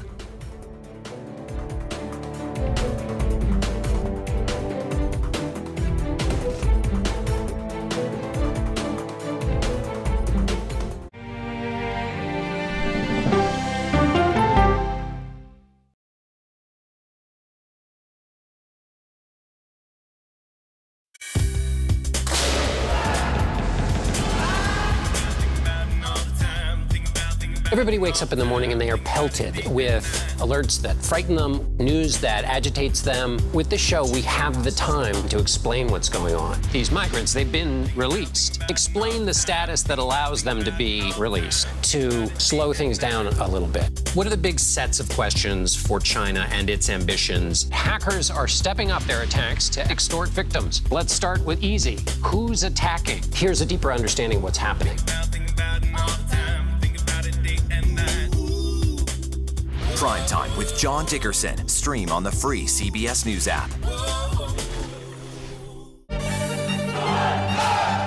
An original documentary from CBS reports tensions rising between a powerful country and a vital island. The supply of this technology came grinding to a halt. The world would grind to a halt. Absolutely. As Taiwan faces threats and aggression, Taiwan is on the front line, and we understand our responsibility as a democracy. We cannot fall. CBS News examines whether they can defend themselves. Putin, Ukraine, China, Taiwan, there are manifestations of the battle between autocracy and democracy. And that is a fight that we're all engaged in. Defending Taiwan, now streaming on the free CBS News app.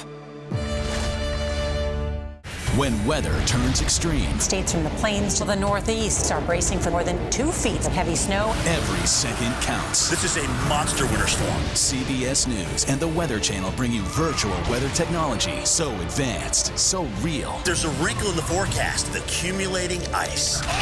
You'll have time to get prepared. Take precautions before you head out. Feel the forecast on the CBS Evening News with Nora O'Donnell. Stories that inform. Or you can be really old at 60, and you can be really young at 85. Inspire. How do we unlock the power within ourselves to be who we want to be? And brighten your day. The best part of fame is making people feel good. Always send the people home happy. Make every day a little more like Sunday morning. Here comes the sun. Stream now on the free CBS News app. After decades in the public eye and public service, this mother-daughter duo is now talking about gutsy women. What's the gutsiest thing you've ever done? We go person to person with Secretary Hillary Rodham Clinton and Chelsea Clinton. Now streaming on the free CBS News app. In today's Money Watch, business analyst Jill Schlesinger is here to help. How do you even begin to make the best use of your money? If you've got a match from your employer, don't give away that money. Dollar Jill, y'all. CBS Mornings, starting at 7.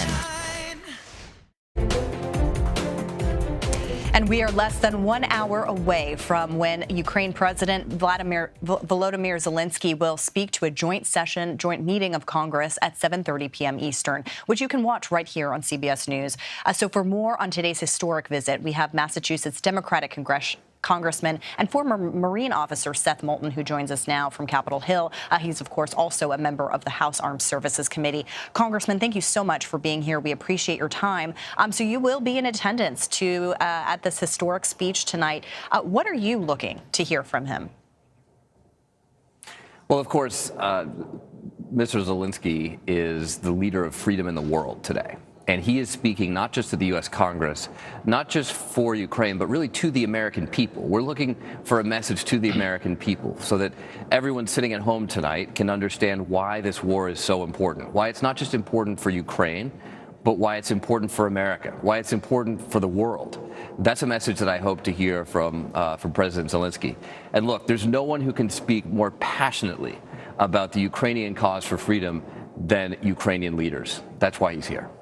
And Congressman, to that point, I mean, making the case to the American people who, are funding this with taxpayer money, of course, you do have some Republicans in Congress bringing up this point, saying, there has to be an end at some point. Is that something that you're hearing from your constituents at all, a kind of questioning of how long this can go on? Is there any merit to those questions, in your view? Look, if these are reasonable questions. I mean, this is a lot of money that we're providing the Ukrainians. But I think there are very clear answers that if we don't invest this money today, we can expect Russia to go somewhere else after Ukraine. That we're really preventing future conflicts by stomping this one out, by saying to Putin and to other autocratic leaders who might like to take over free, sovereign, independent states, that you can't do this, that this is not acceptable. So we're really buying into the future by supporting Ukraine today. But that is an important case to make, and that's not the most obvious case to everybody who's watching. So I think people do have legitimate questions, but I think they'll hear very strong, legitimate answers from President Zelenskyy tonight. And you were a member of a small delegation that went over to Ukraine early on. What did you learn from that visit? You were in Kyiv, as I understand. What did you learn from that visit, and how does that shape how you are seeing Congress's role in all of this? So I was in Kyiv just over a week ago, and I was struck by just how unbelievably resilient the Ukrainian people are. The fact that the capital is still a functioning city in the midst of this horrible onslaught from Vladimir Putin, not just against the Ukrainian military, but against the Ukrainian people. Russia is committing war crimes every single day by targeting civilians, by targeting civilian infrastructure, by trying to starve and freeze the Ukrainian people, not just attacking legitimate military targets. And so the resilience that you saw in spite of that was truly inspiring.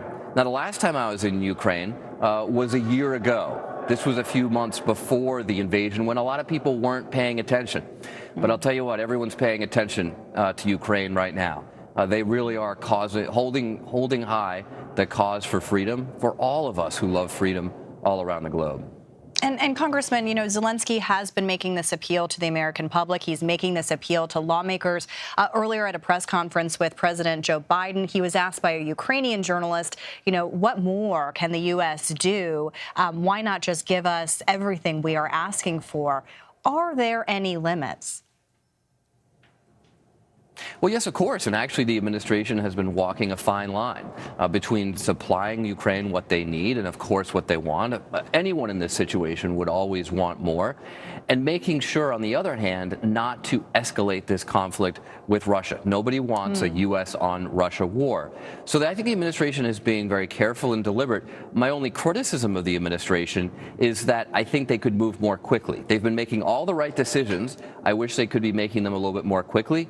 The administration just approved Patriot missile batteries. I've been advocating for weeks that they do that. But the most important thing is the Ukrainians will get these missile batteries, these defensive weapons, to protect their cities. And that's a big announcement coming from the White House just now. And kind of on that note, I mean, you're a member of the Armed Services Committee. Is there anything more that you would like to see done to help Ukraine? Yes, it's a good question. So one of the things that I learned on the visit there a week ago is that their needs are clearly changing over time. So their most immediate need is Patriot air defense systems to protect their cities, their energy infrastructure that Putin is targeting.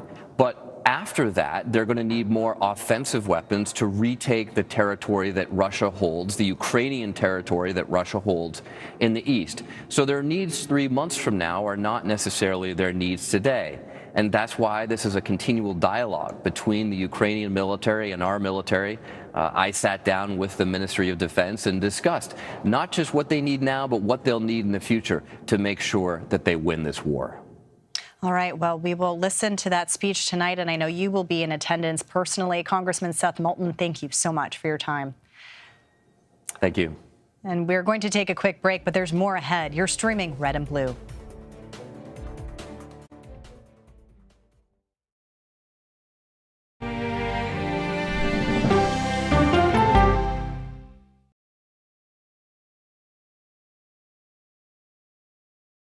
An original CBS Reports documentary. When folks on the right talk about socialism, it's a boogeyman. Socialists are always going to promise you free tuition, free healthcare, free everything, but they will never promise you freedom. I think of socialism as government control. Wealth is too concentrated at the top right now. Providing for people the things that they need is actually the world that we were supposed to live in. Socialism didn't work in Cuba, North Korea, the Soviet Union. Capitalism is the bedrock of the American dream. My daughter's one of 40,000 people a year dying from lack of health care in this country. What kind of country am I living in that we're okay with this? An original CBS Reports documentary, streaming now. An original CBS Reports documentary. The Electoral College sets up a system where every vote is not equal. The Electoral College serves a purpose and is valuable. Electoral votes or the popular vote? It would be more purely democratic if we got rid of the Electoral College. But sometimes simple democracy is not the best idea. When people on both sides feel that the system is rigged, it divides us. 538 people elect the president. That violates our principles of democratic government. The Electoral College made George Bush an illegitimate president from the beginning. It's a terrible disease on American democracy. An original CBS Reports documentary, streaming now. Go to the ends of the earth. Right now. We got something crazy. And reach for the stars. Here we are. Time. Yes, it's my comeback. Hey, this is pretty fun. But wait, there's more. Experience thought-provoking. Welcome to the idea of being a human being. Innovative and truly original reporting. Look through a telescope and go, wow. Because there's always something new under the sun on CBS Sunday morning. If it's important to our nation. Madam Speaker, I want to talk to you, of course, about abortion. It's on Face the Nation. How much money is it that you think you need to go ask Congress for? The why behind the biggest stories. Can there be stability if Vladimir Putin remains in power? Face the Nation with Margaret Brennan on CBS.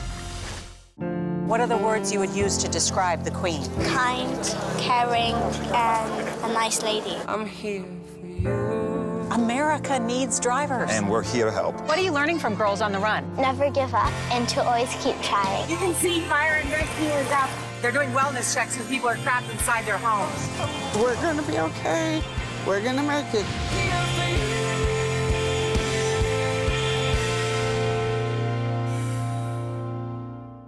For more on Zelensky's visit, John Kirby joins us now. He's the National Security Council Coordinator for Strategic Communications. Admiral, good to see you. Thanks for being here. What exactly is the Biden administration hoping to accomplish with this meeting with President Zelensky? Well, there was a couple objectives here. One was to make sure that as winter sets in and as Putin has escalated this conflict by targeting civilian infrastructure, critical infrastructure, and civilians themselves, that President Zelensky knew, tangibly could tell, how much the United States was going to stand by Ukraine going forward. We've got an omnibus bill that's coming up. Hopefully we'll get passed through the Congress in the next day or so. That will give us another $45 billion worth of authority to go out and purchase more weapons, more capabilities for Ukraine, and provide other financial assistance. That was the main purpose, was to make sure that, again, as this war has entered a new phase, President Zelensky could tell that the American people and that this administration would stand by them. And it was, striking to hear the significance of the two men meeting face to face. Biden said politics is personal. He is asked about the significance of standing with Zelensky. What kind of message does that send to allies? What kind of message does that send abroad? What is the significance that the Biden administration sees about the moment of them standing together? The common message is really one of unity and resolve. That's a message that was obviously delivered to the American people, to the Ukrainian people, to our allies and partners, not just in Europe, but around the world who are contributing assistance to Ukraine. It's also a very important message for Vladimir Putin and for the Kremlin, so that they can see demonstrably, tangibly, the United States is going to stay with Ukraine. We're going to stick with them. We're going to support them. As the president said tonight, we're going to support them for as long as it takes. As long as it takes. He has said that. He has said that time and time again. But you do have some members of Congress in the Republican Party who are saying that their constituents are growing concerned about how long this goes on, how long the U.S. can continue to fund this operation, even with a strong U.S. ally. How long does this go on? What does it mean, whatever it takes?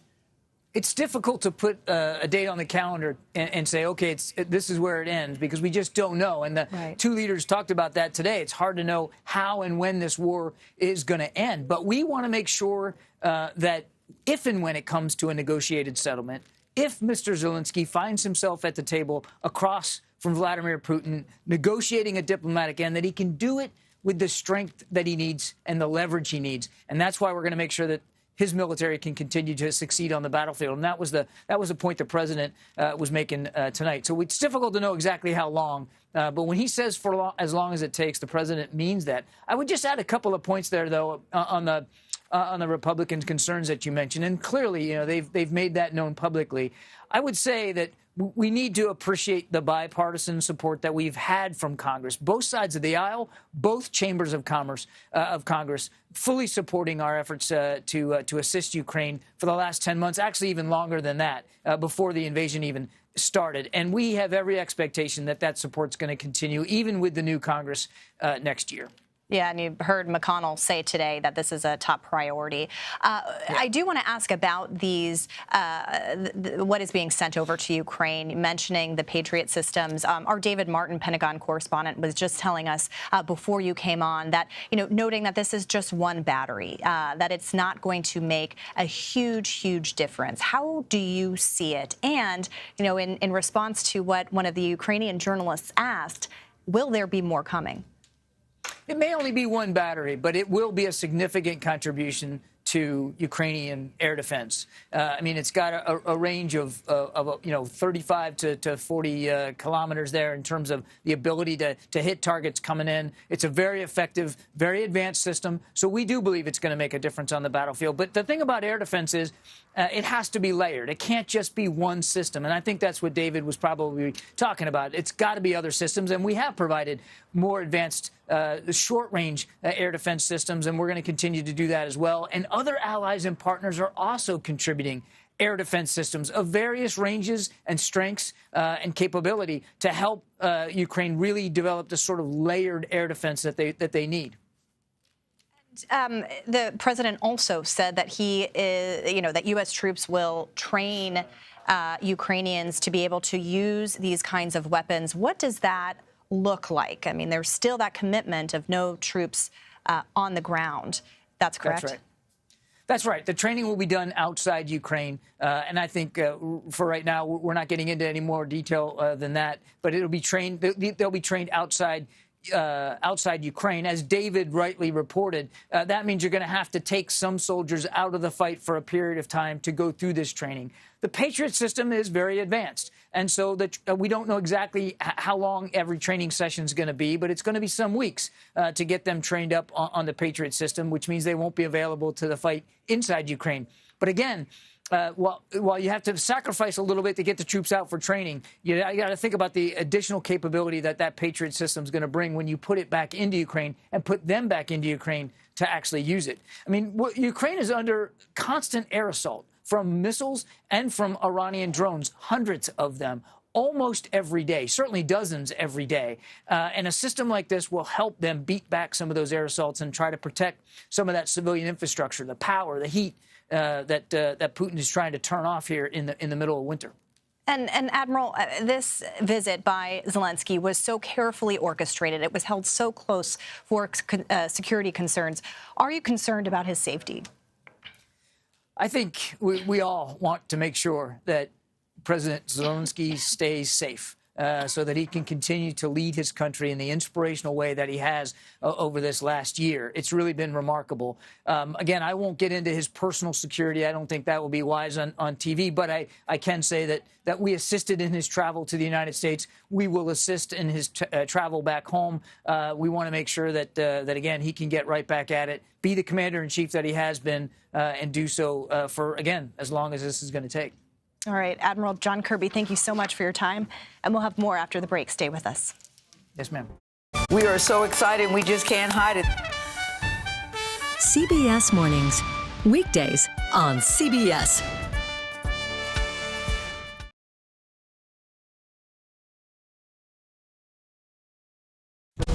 An original CBS Reports documentary. I was entitled to equal pay for equal work under the law. Does the Supreme Court's power need to be checked? 9 Supreme Court justices, 5 of them said no, she's not entitled. That's not right.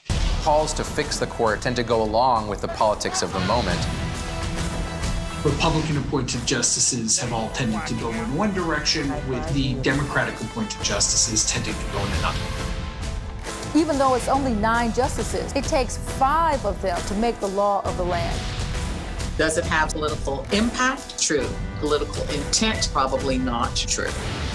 If the American people don't trust the judgments of their court, that's a real problem for our democracy. An original CBS Reports documentary streaming now.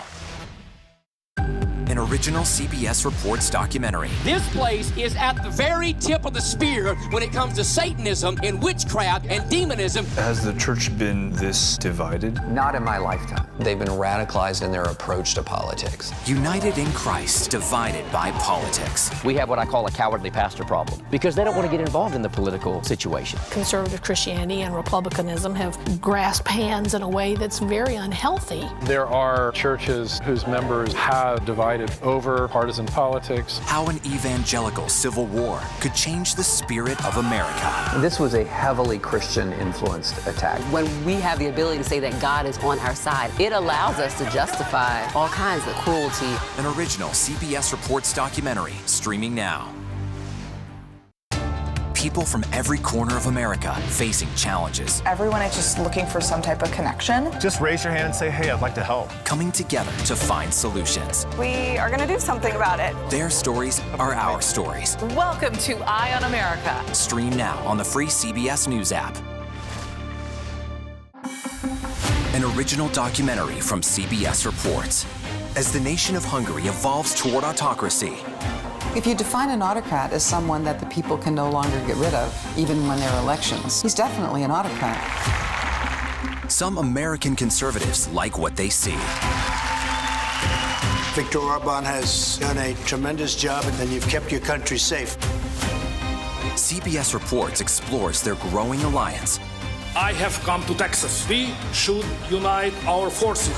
So there are a ton of booths here, a lot of young people here. And what it means for American democracy. Prime Minister Orban is being accused of all kinds of things simply because he doesn't toe that liberal line. He stands for Christian conservative values.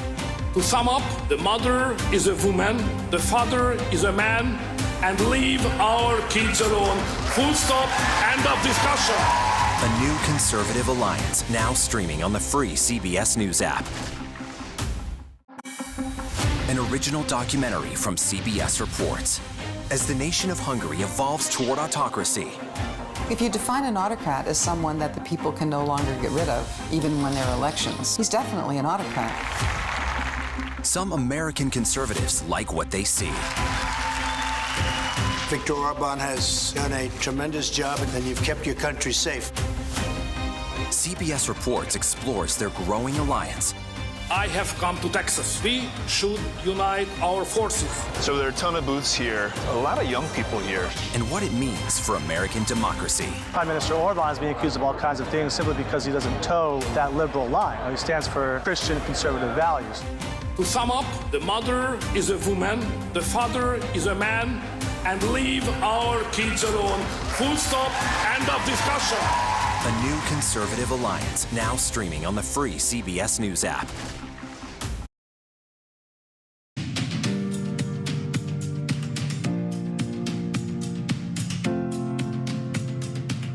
All my appreciation from my heart, from the heart of Ukrainians, all Ukrainians. Hello, welcome to CBS News Primetime. I'm John Dickerson. Usually, visitors to the Oval Office dress formally, but they don't usually come straight from the war front. President Biden formally welcomed his informal visitor by wearing a tie with the colors of the Ukrainian flag ahead of Volodymyr Zelensky's address to a joint session of Congress, where Thursday the Select Committee